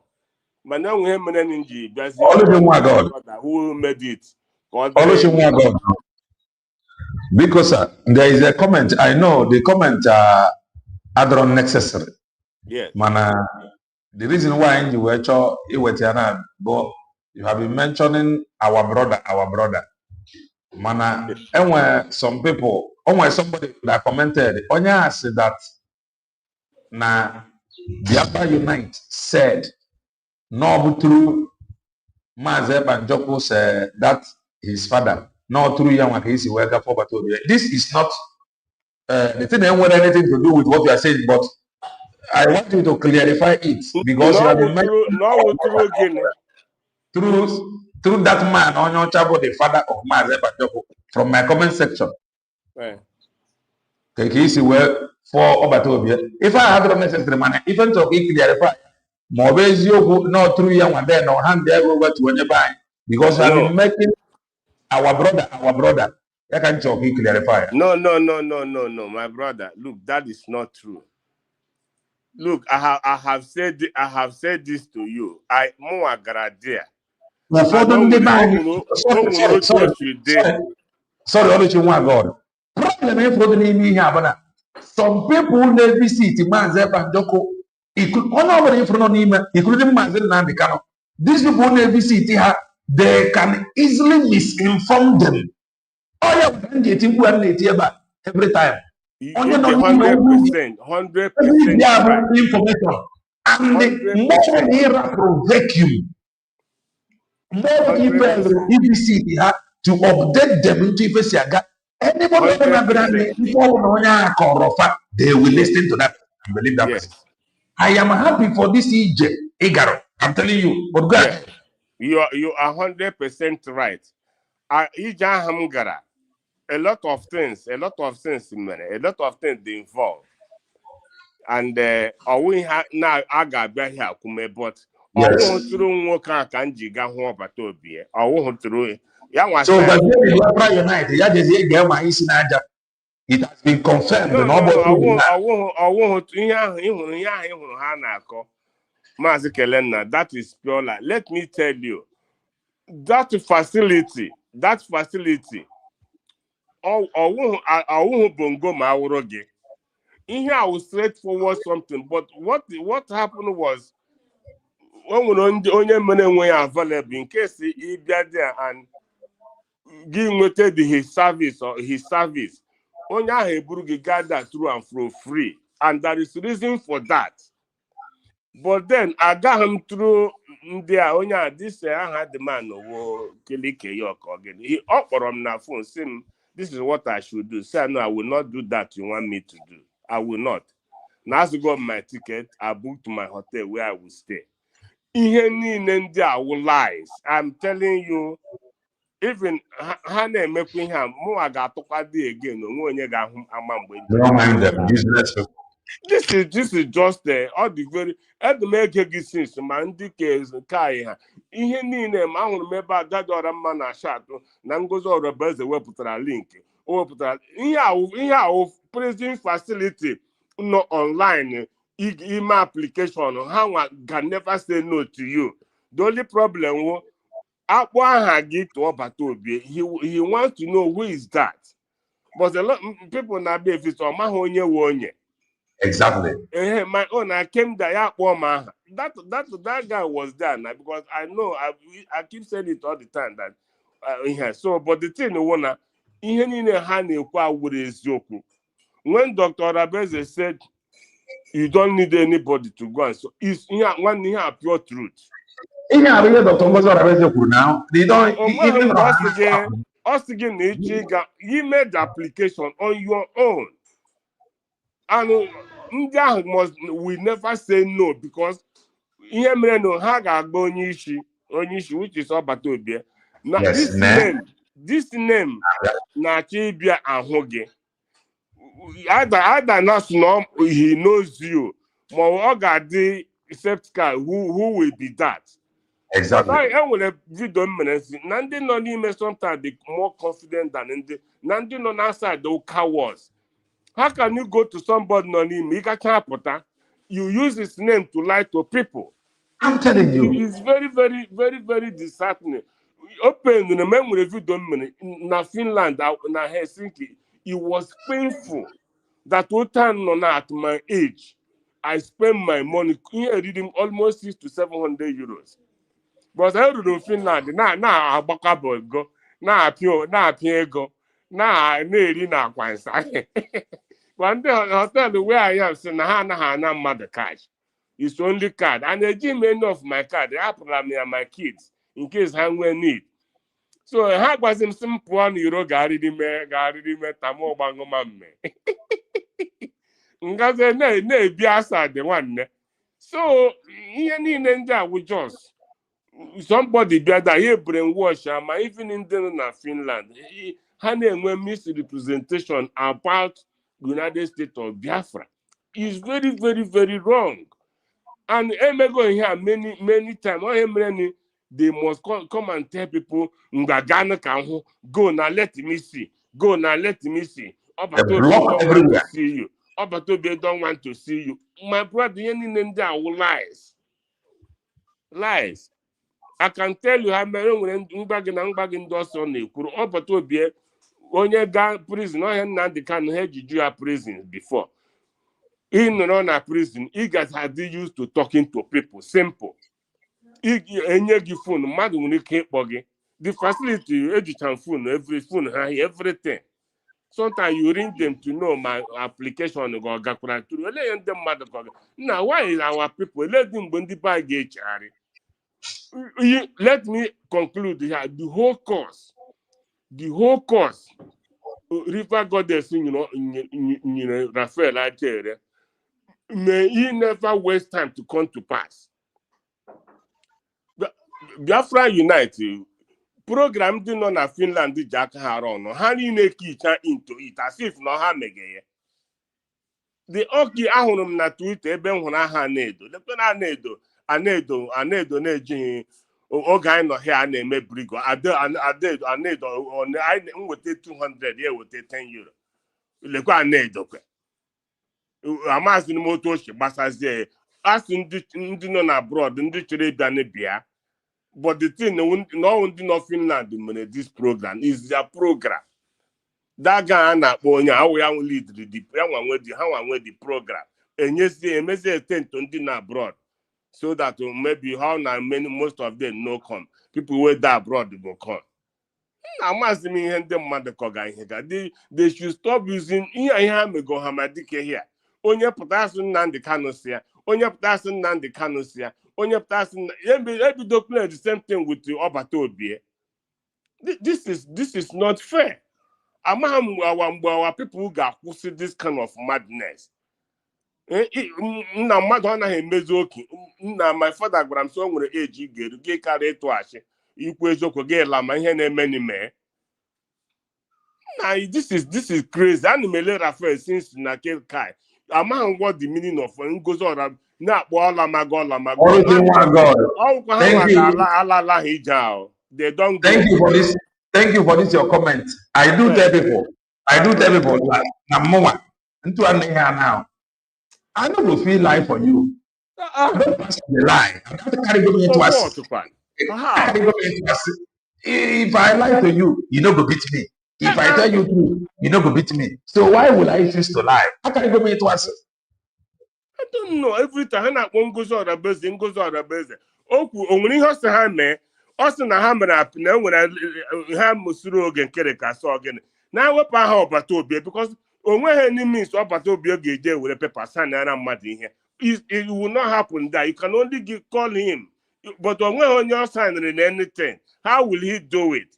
Eben do woji no da no now watch ihe onu kwuga ịnọkọta gị buzi akwụsị assign ya how I beg make I leave here. The thing they pain me because I Thank you because ahụrụ m ihe madam River Goddess was so angry and it's all what to be angry. Amahumbe, this guy got back out from this kind of madness. Amahum how? Thank you. I'm from day one. Name misrepresentation. There, I know from day one. This protest from Naga on, I have been briefed. Now again, we fed into it. It has nothing to do with myself and Joko. But the reason why whether I'm on the handbill, what I do not know. Man, the reason is best known to them. If I carry go into us at my age now, I don't pass to the lie. Why would I lie to you? Makagene, what do you want to do me? Okay, go ahead, over the man. All right. Greetings, Otego. I greet all Biafrans. A lot of people are asking, Ogodoman, have you done this or that? No. Ogodoman, which you can toto. Oh, can I make a mistake? Why should I even make mistake? Only you would hear me if somebody care. Only clear conscience me if you make mistake because even when I clear conscience, you know what is right and what is wrong. So money need what is like all these people you are talking about. I don't seriously. It's only X account so I don't even pay attention to all this. All of them blocked me. I'm with the interest watching. So sometimes in their video, I will be like, oh, these people are they still mad? Nah, these people can I hear. But anyway, Biafrans, I greet each and every one of you, and it shall be well with all of us. Bido n'ụtụtụ ruo na mgbede ụtụtụ ehihie abalị. Kelenna, ike dịkwa gị because anyway, in on media, ihe njisi gị na ike dị gị. To be honest, there are some certain individuals that I cannot stand listening to them, watching. I'm a very good listener. Me aburuzie nke ndala. You got to go. So River Goddess Kenege, Ogodoma, River Goddess Kenege. Is a River Goddess. No, I did again. Moment in Deja, but no, I did again. I'm my River Goddess. Oh, I did I in my beacon. I know come here because some people are asking me, no, I'm here. But only that no one is all by Nukum wait by Akporo Nikrepoto, Okunyon. Yeah, you to Toto Han on a man I church Abasago. So Mwa can wait to totally don't wear my na Pachapia. So Ademo strong. Alcum ebe griba. Onwe boss on no. Any annual guest since 2009 have been achieved in Leti, in Finland, 2020. Whether you like it or you don't like it, the problem these people the problem these people there is nothing else to fight for. What we are fighting for is already gotten, is already tabled, is already on the table. So any other thing you are trying to do, they know is null and void. They all know that that is what is giving them problem. But let me come back to this loudmouth. I call him loudmouth because number one, I keep asking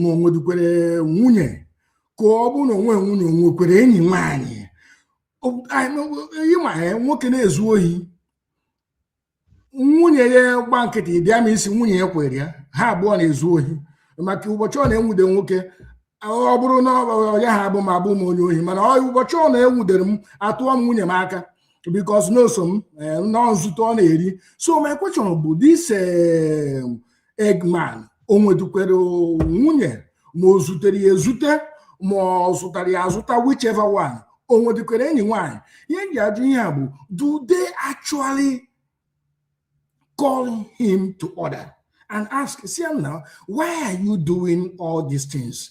You are bringing shame to them, not me. But because he's still shouting, probably he doesn't. Or then the same thing. So I don't know, very careful, but I know him as a failure. A grown man, a grown man put on social media is I got my son a man because I got one woman are bad not a grown only Igbo man came and one put on social media there is only two areas I classify them. They have no home in Biafra land. They didn't come from anywhere in Biafra land because if I'm not I won't try it. That is before Maple, that is the kind of messages you got them in the inbox me alone. My village people, not even my brother or my sisters, I won't even mess up. So when these people are messing up and every day, hey, bro, cheputa, call their names. They are born throwers. Born throwaway are people ndị amụgasị na ama Hausa ka nkụ na Igbo mana Owerri mana Gariki Okigwe mana Ụmụahịa na Enugu ama Hausa dị everywhere. These are people amụrụ na ama Hausa. They don't have village. Ọ bụ na ha nwee village ha pụta, they don't, because he's only a madman. Enworo people as a madman, you see the madman. He's only an outcast. He's only a born throwaway. We say, after all, which village am I going? I'm also here. So these people, I put them in that category that they don't even have a place in Biafra land. So if you just unkusa. And lastly, our people will have to Anyway, anyway, I trust our people. But, you know, the more you go to listen to a criminal, somehow, Omudege, a criminal. Some people now on the platform there now don't have there just to see what he's gonna say. But anybody that is paying attention to these people is a waste. Lastly, visiting our people, our Obatobia, and the fear more don't know what on the fear more it transmits poison. That's my fear. All this visiting, that is just my own fear. Now, coming to our Prime Minister on Finland, yes, I like my people when they visit him. But I think there should be some kind of a decorum. I don't know, some kind of, before anybody we must know who is going there, what is he going there to do? Like you rightly said, okay, KJ, only 1 or 2 minutes, oh yeah, drop one, Jawar, okay, Wabia, oh, greetings, oh yeah, drop one, Jawar. We have to understand that somebody that is caged does not know what is happening outside. Everybody should understand this. And our 2 sons, brothers, fathers are in the cage. For those going to transmit false whatever, anyway, it's always your conscience that is going to judge you. But my concern, how do they get access? Permissions? Do they apply before going on? Either way,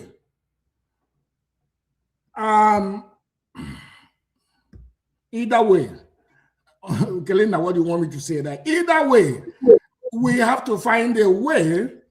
Though I know God is in control, God is controlling, God is protecting these 2 individuals.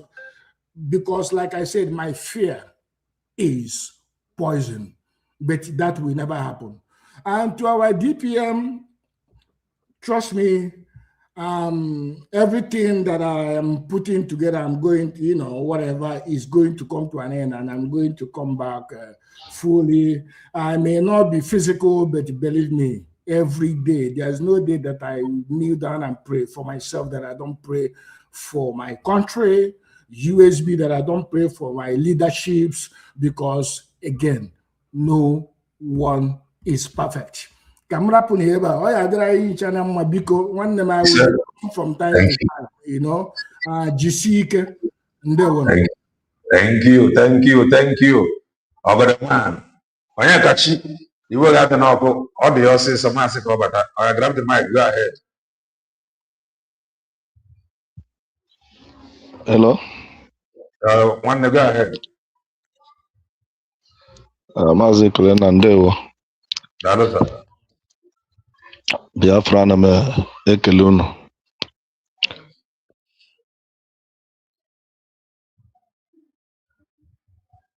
Ị na-agbalị ebe ọ dị ukwuu.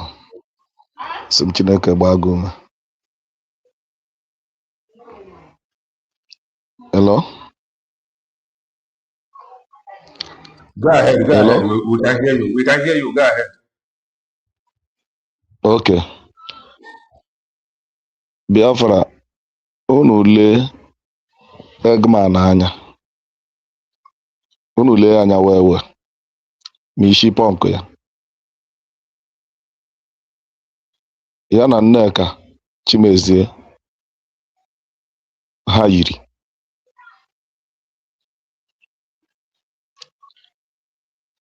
Ọ dị ka ofu nne ji ha. Lee anya very well.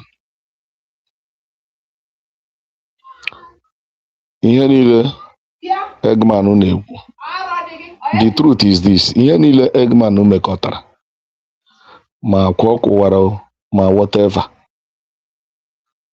ha niile na-agba ya ụgwọ ọnụ ya n'isi. Ọ ya mere o ji na-akọ ka onye ara. Like Ikenna said, ile Eggman anya,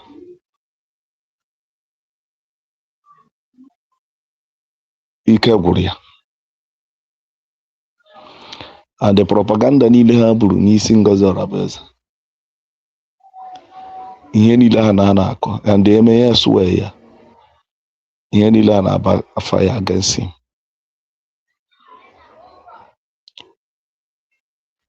Thank God na-ewepụla that terrorism.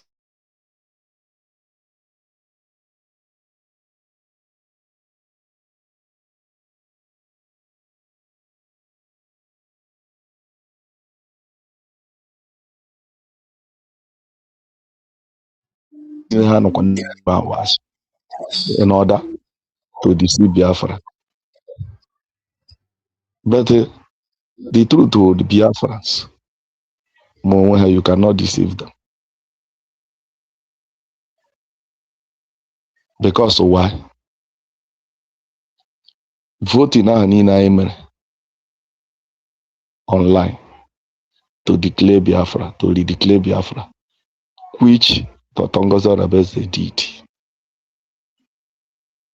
in 29th November 2024. There we stand. And that declaration is where our leader Mazen Nnamdi Kanu stand. Simon Ekpa stand, because that is what Simon Ekpa had been labor all these years. Any other thing, any other place, whether 100 men or whatever, is irrelevant. USB declare is the ultimate. That is my own joy today, because my vote counts. So whatever Eggman is doing today, whatever Eggman is doing, is doing it out of frustration. Iwule anya where gaho mmiri na-erisi ya. And from today move forward, anything that he said concerning against Dr. Ngozi Orabaeze will also come back to him. He is frustrated already. So Biafra, I'm encouraging you, don't listen to him. And I'm very, very happy when Kalenna said that he sees 17 hours, only 25 people view his video. That will show that now really Biafrans know what they want. So let us focus and support USB declare. That is where our focus is until our Prime Minister comes out. Thank and you. our leader Mazen. So Biafra, propaganda has ended. Our brother have visited our Prime Minister, and he had come out to tell us the truth. So I'm very, very happy. I'm very, very joyful this evening in Biafra land. Kelena TV, continue your great work. Thank you very much. Thank you. Onyeka Chikalo Dalori Yenne. Benchus, Amaka Maele, grab the mic. Thank you so much, Kelena. Thank you for what you have been doing. That's a great job. Thank you.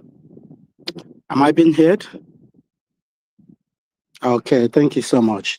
Yes, loud and clear. Go ahead. Yeah, my submission will come in sequence in different forms.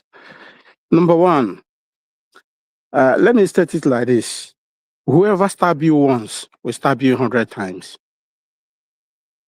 Whoever stab you once, you give him chance again, he will stab you 100 times again.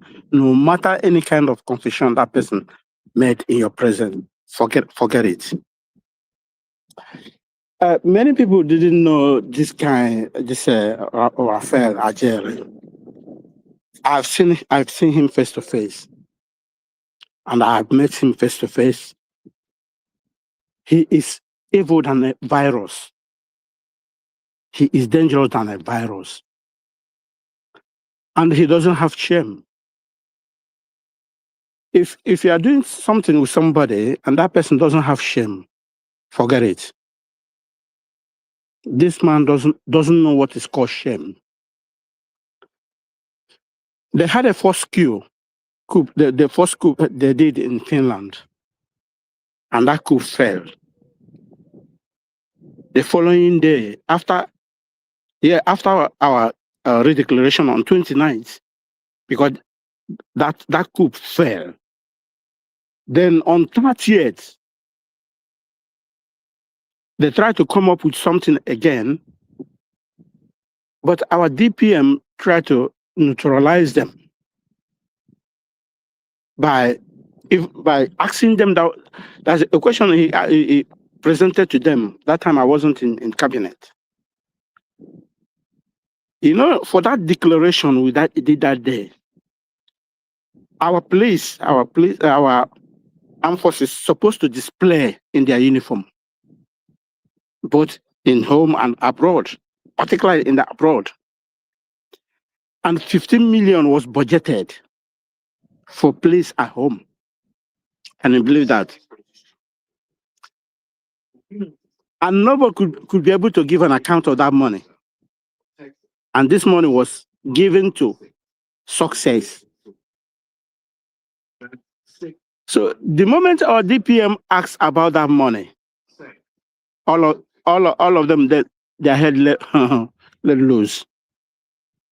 They all go gaga because it was a combined coup to damage that very redeclaration, but it didn't work.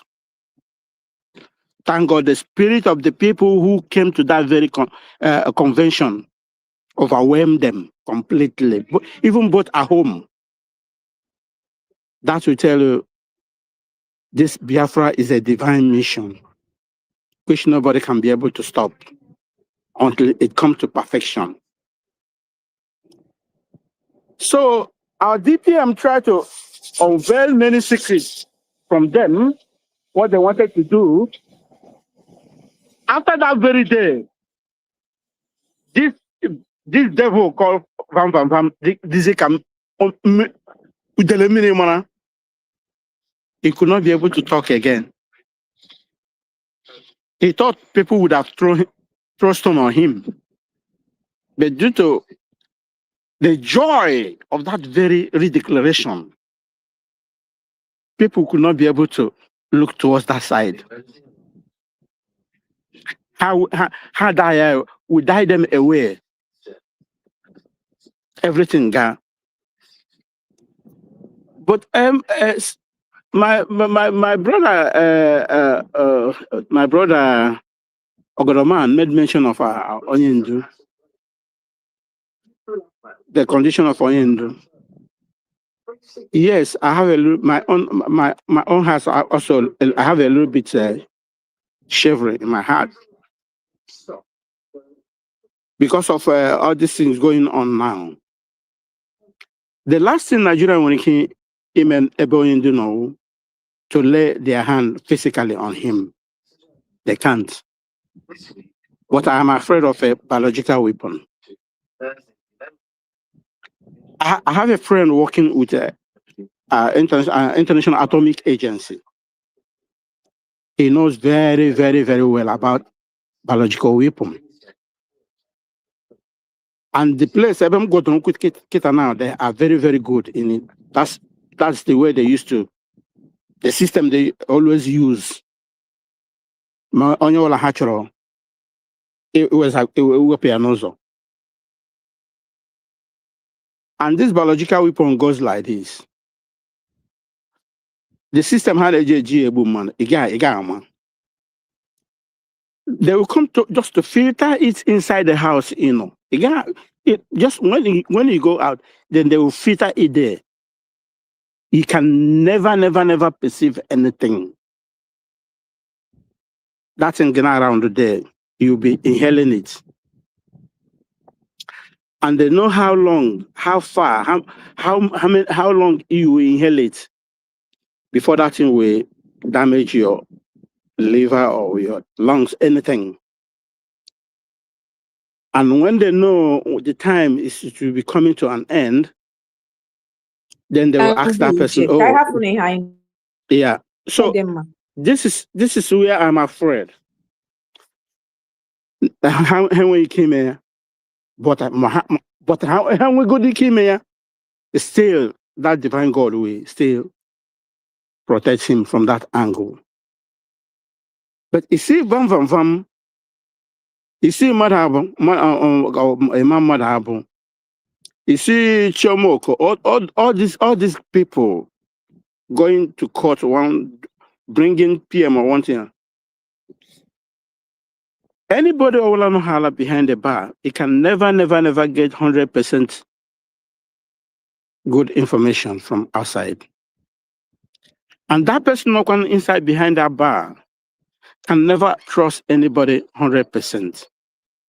Every information coming to them, they can't take it 100%. I get want some hage keep by the side. Because they will be seeing everybody like when you are seeing through the glass or through the transparent plastic. They can't see clear. And those people behind that bar will always be the forefront in bringing any information to them. It's everywhere. Everywhere. Even the right people bringing any information of redemption that will bring you out from there. You yourself still is not going to take it 100%. Because in between, you need to be using many codes to be knowing which one is the correct one and which one is the right one. So the game they are playing now is these people. It's like when you hold after then maybe fopo that insecticide it cannot be able to fly again. That is one system, one pattern our TPM is using on them. And they quickly understood from her what she's doing. That's why all of them is pedaling everything.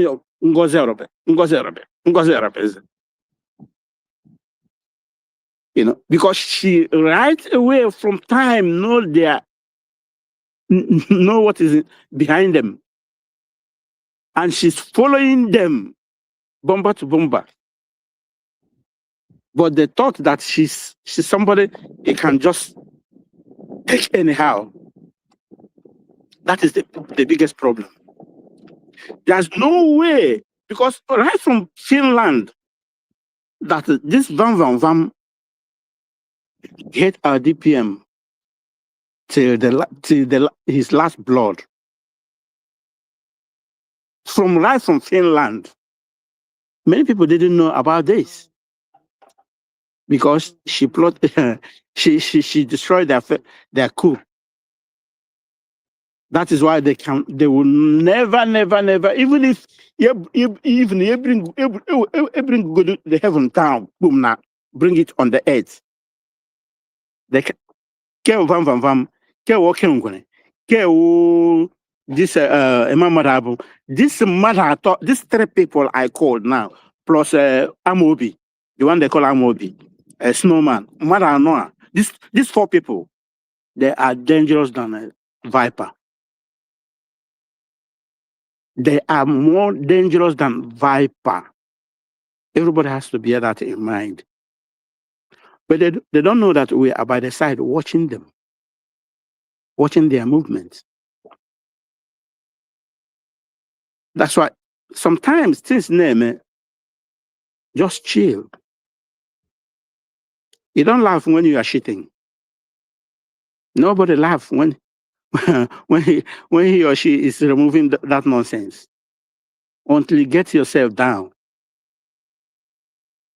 To be honest, I'm talking to you. After when we finally come to Biafra land, the cleanup is sacrosanct.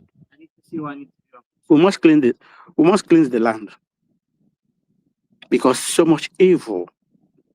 People that wanted to bring this very nation down, who even that doesn't want to see it at all. They thought that it is a merchandise. Everybody can use anything, can do whatever they like. But here, Rafael Ajero is a virus. It's evil than more than a virus. It's bad more than virus, toxic. He can never change. And whoever touch him, even that virus can affect immediately. That idiot called go 419 quarreled in Finland. He picked up Ugo 419 phone when his wife is calling him. Can you believe that?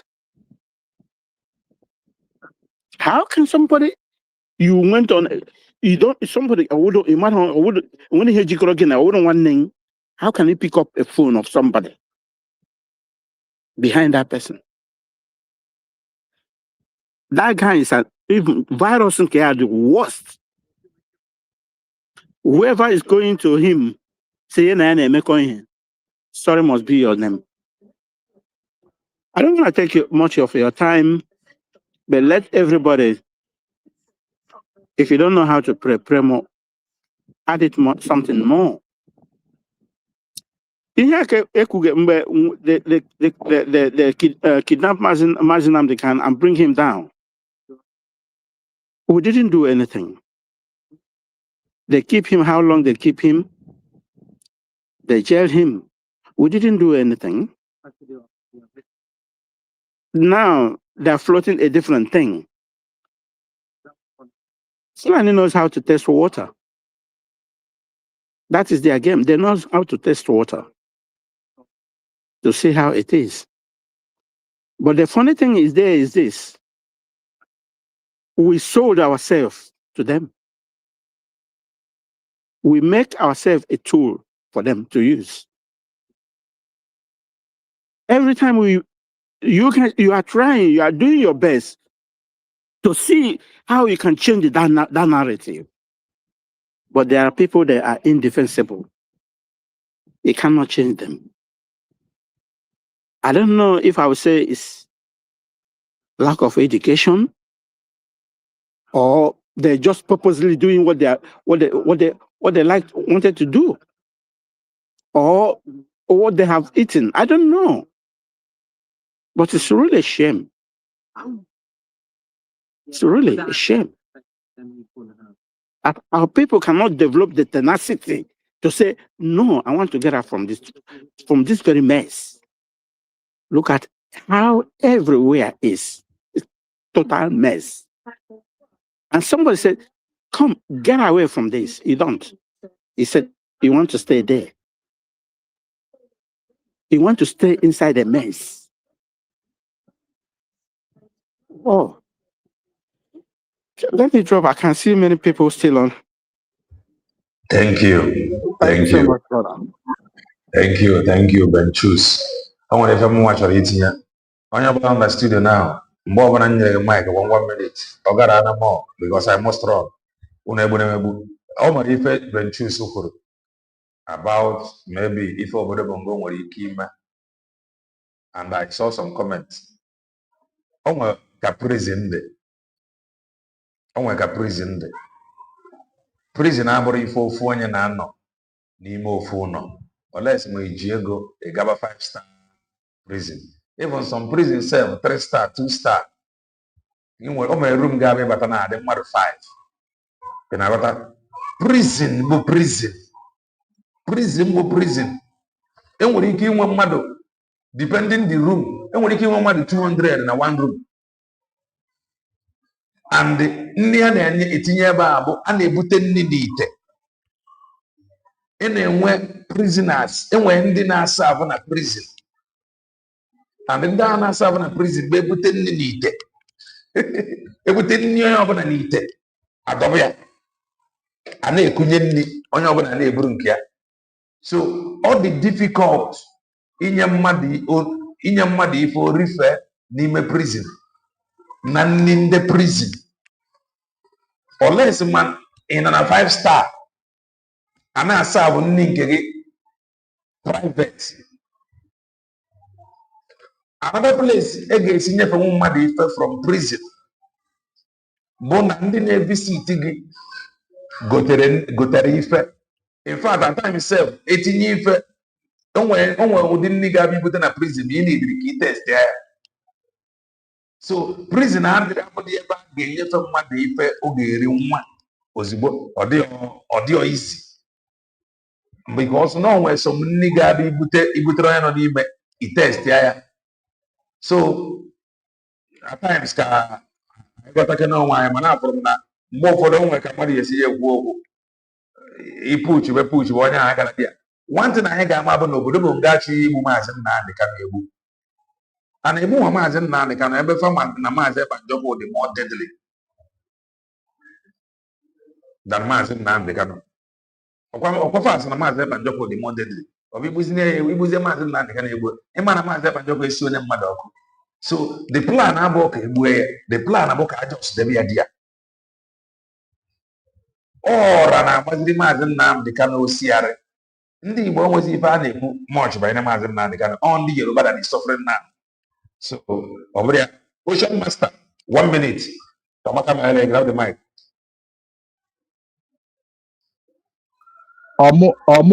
Maazị Kelenna. Exactly 1 minute. Okay. Because Netumo Obeloge, though I came in when Ogodoman was talking anyway. I'm not much about the topic, but I just want to drop my little sense just when you were for your program anyway. So this guy, the Eggman we are talking about, dear friends. I thank God that after how many hours, or 24 on our watch, that will give you a direction. But every individual wanna know, please go and find the history of this guy. He came as a Nollywood actor, not a film. Check here all the circle of people that that he acted with, and those who get involved with him and him. Go and check, look at him where he is. Go and check others. That will prove a point to you. This guy comes as a pastor, make the a Redeemed Church.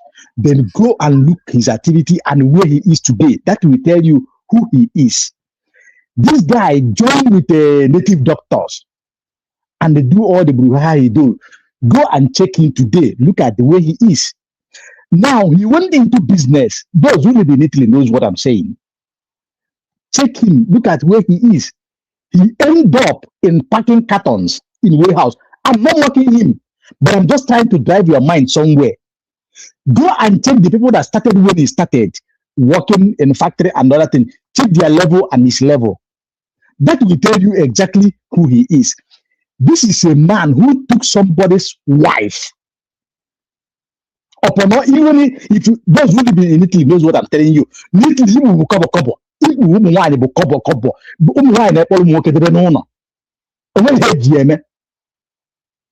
Then look at where he ended up, taking somebody's wife with the teeth. This will take all these things that revolve around him will tell you exactly who he is. So we should not bother about him. He is nothing. The 100 months, the whatever he created today, whatever the people that go to his, I'm just sorry about Nkwata who went to his channel. Very, very sorry, because I never believed that Nkwata will behave in that manner. But look at it. This guy, he was in DOS. Check how he ended up with DOS. He joined us with Obato Obie. Check how he ended up and came back, ended up and went back again. He is the man who caused Obato Obie that the Biafra he's fighting for this year. He went to fall back. Go and check how he ended up in fall back that he called for. CRCG what? Go and check it. So all these things will tell you the character he is made up of. Bam can never add any good value in anything he does. That is the point. Now, coming to what our brother said about prison and coup, you touched this a little bit, but I will say this. In prison, you don't do a special food. Food is for everybody. But in a case, those who are handling the case of Onyendu, in a case, you get a special food or this thing. Never him accept anything from unknown people. Cook for me special. He should not accept anything about that. And in prison, people are 2, 3, 4 in numbers in one room. Then in a case of special case or person of interest, it can be one, just like what happened to him in DSS. There is where the government of USB need to play. Some time ago, I've said it and I'm repeating it again. The USB government should find a way to revolve, whatever that is going to Onyendu, or to lay their hands and move around in what is happening. I will not say more than this. Then coming to what he said about the chemical, no, please, you should not go that way. There is no way on this planet Earth the world have gone beyond that. And those who think that if anything happened to all that people will not move, they are still learning. Let them go and check. Nothing will happen to Onyendu. And what you said here is very important, Kelena. Fulani have a way of testing things, but on this note, they have failed. We should come up in full force. Kelena, let me leave it because it was already. I thank you for this wonderful program. Thank you. DJ Minister, Omaka Maele, grab the mic. Ndewo Maazị Kelena, ndewo ụmụ Igbo, ụmụ Biafra, ndewo onye ọbụla kwuru okwu ma ndị ga-ekwu ekwu ma ndị nọ na comment section like me before. Enweghị m ọtụtụ okwu ikwu. Ihe nji wee bata bụ ihe gị nwa na onwe gị megoro address na second to the last speaker. Onye ọbụla ejego m na prison jeje visit mmadụ ọkwa mgbe m pere mpe primary 2. One of my uncle o nwere accident wee kutuo mmadụ etinye na prison Enugu. So mụ na mpam na nwanne m wee soro je. Ihe gote bread, we tested it. Ka ngwa gị primary 2. So ihe ọbụla iwere na-eri erije na prison. Ọsọkwa ya bụrụ granite, you must test it. Anọ ha ga-eji aka ha megharịa ya si gị were taa. So you must test it. And you are not even permitted to cook food and come. Then if you cook ya, you also test it. Okay? Nke ahụ abụrụ ya. The last topic, the main thing in Juwebata, ụmụnne m nwe ihe ga-eme Maazị Nnamdi Kanu, nwe ihe ga-eme Maazị Simon Ekpa. Let us be affirming on that. Onye abata na ebe a sị ihe na-atụ ya ụjọ, nwe ihe na-atụ anyị ụjọ. Onwekwana ihe a na-atry Nigeria try ibe o. Onwe ihe a na-atry ndị ha na ha ji ọrụ, including ex-wife ya ma ndị a chụrụ achụ na ya sị na ha bụ ndị ikpe, na-atry ibe. Ma nke anyị ma nke anyị amaghị. So Chukwu na-echewe Maazị Nnamdi Kanu, and by God's grace, Chukwu na-eweta ndị anya ha nọ ebe ọ nọ ka m gwa unu eziokwu. Onwekwa ihe ga-eme ya. So onye ọbụla pụtara ihe abịa n'isi ihe na-atụ ya ụjọ, nwe ihe ọbụla na-atụ gị ụjọ. Let us affirm the positivity because that is where we are. O merigo these people, and don't forget that even now all they have more difficult because Maazị Nnamdi Kanu now is a citizen of Georgia in United States of America. So ihe ọbụla mere, that place will come and ask Nigeria questions, serious questions. It's not like before. And Chukwu na ma ihe mere o ji mezie gazie that far. Ebe UK gbara nkịtị maka na ha na ndị Nigeria na-arụkọ. So Chukwu esi ebe ọzọ kwuo ume. So uji atụrụ onye ọbụla. And onye ọbụla abịa marụ na anyị nwa na-ebunye ndị ochu anụnwa uche. Unu abịazi n'ebe abịa na-ebunye ha uche. Onye ọbịa ebe a ya mara ihe ọ na-ekwu. Kwuo okwu ya na gọọmenti anyị na-emeri today maka na ha dapụtakwa okwu otu ọbụla ha chọrọ isi ekwu. O nwere ihe a na-ekwu n'iro, onwe ha kịta anụnwa bụ nkịtị. Ikwuo ya neutral ha ma ebe ị na-eje ihe ga na-agwa ha bụ nke a unu ama mme ya. Finish. Ọzọkwa ha waziri ike bịa mgbe ụfọdụ ha na-achị bịa wụpụta anyị okwu n'ọnụ mara ihe anyị na-eche maka otu ndị Fulani si eme nwe ihe ha chọpụta ihe ha mazi ebe ha ga-esi bịa rụọ gị. So onye apụtara ha ebịa na kwuo ya mere m ji bata mụ achọghị ịbata before because onye ọbụla na-ekwu ya kwutechiri ya. Ndewo. Thank you, DJ Minister. And I must say again, the visit of one Nanyoke, Olochi God, that visit,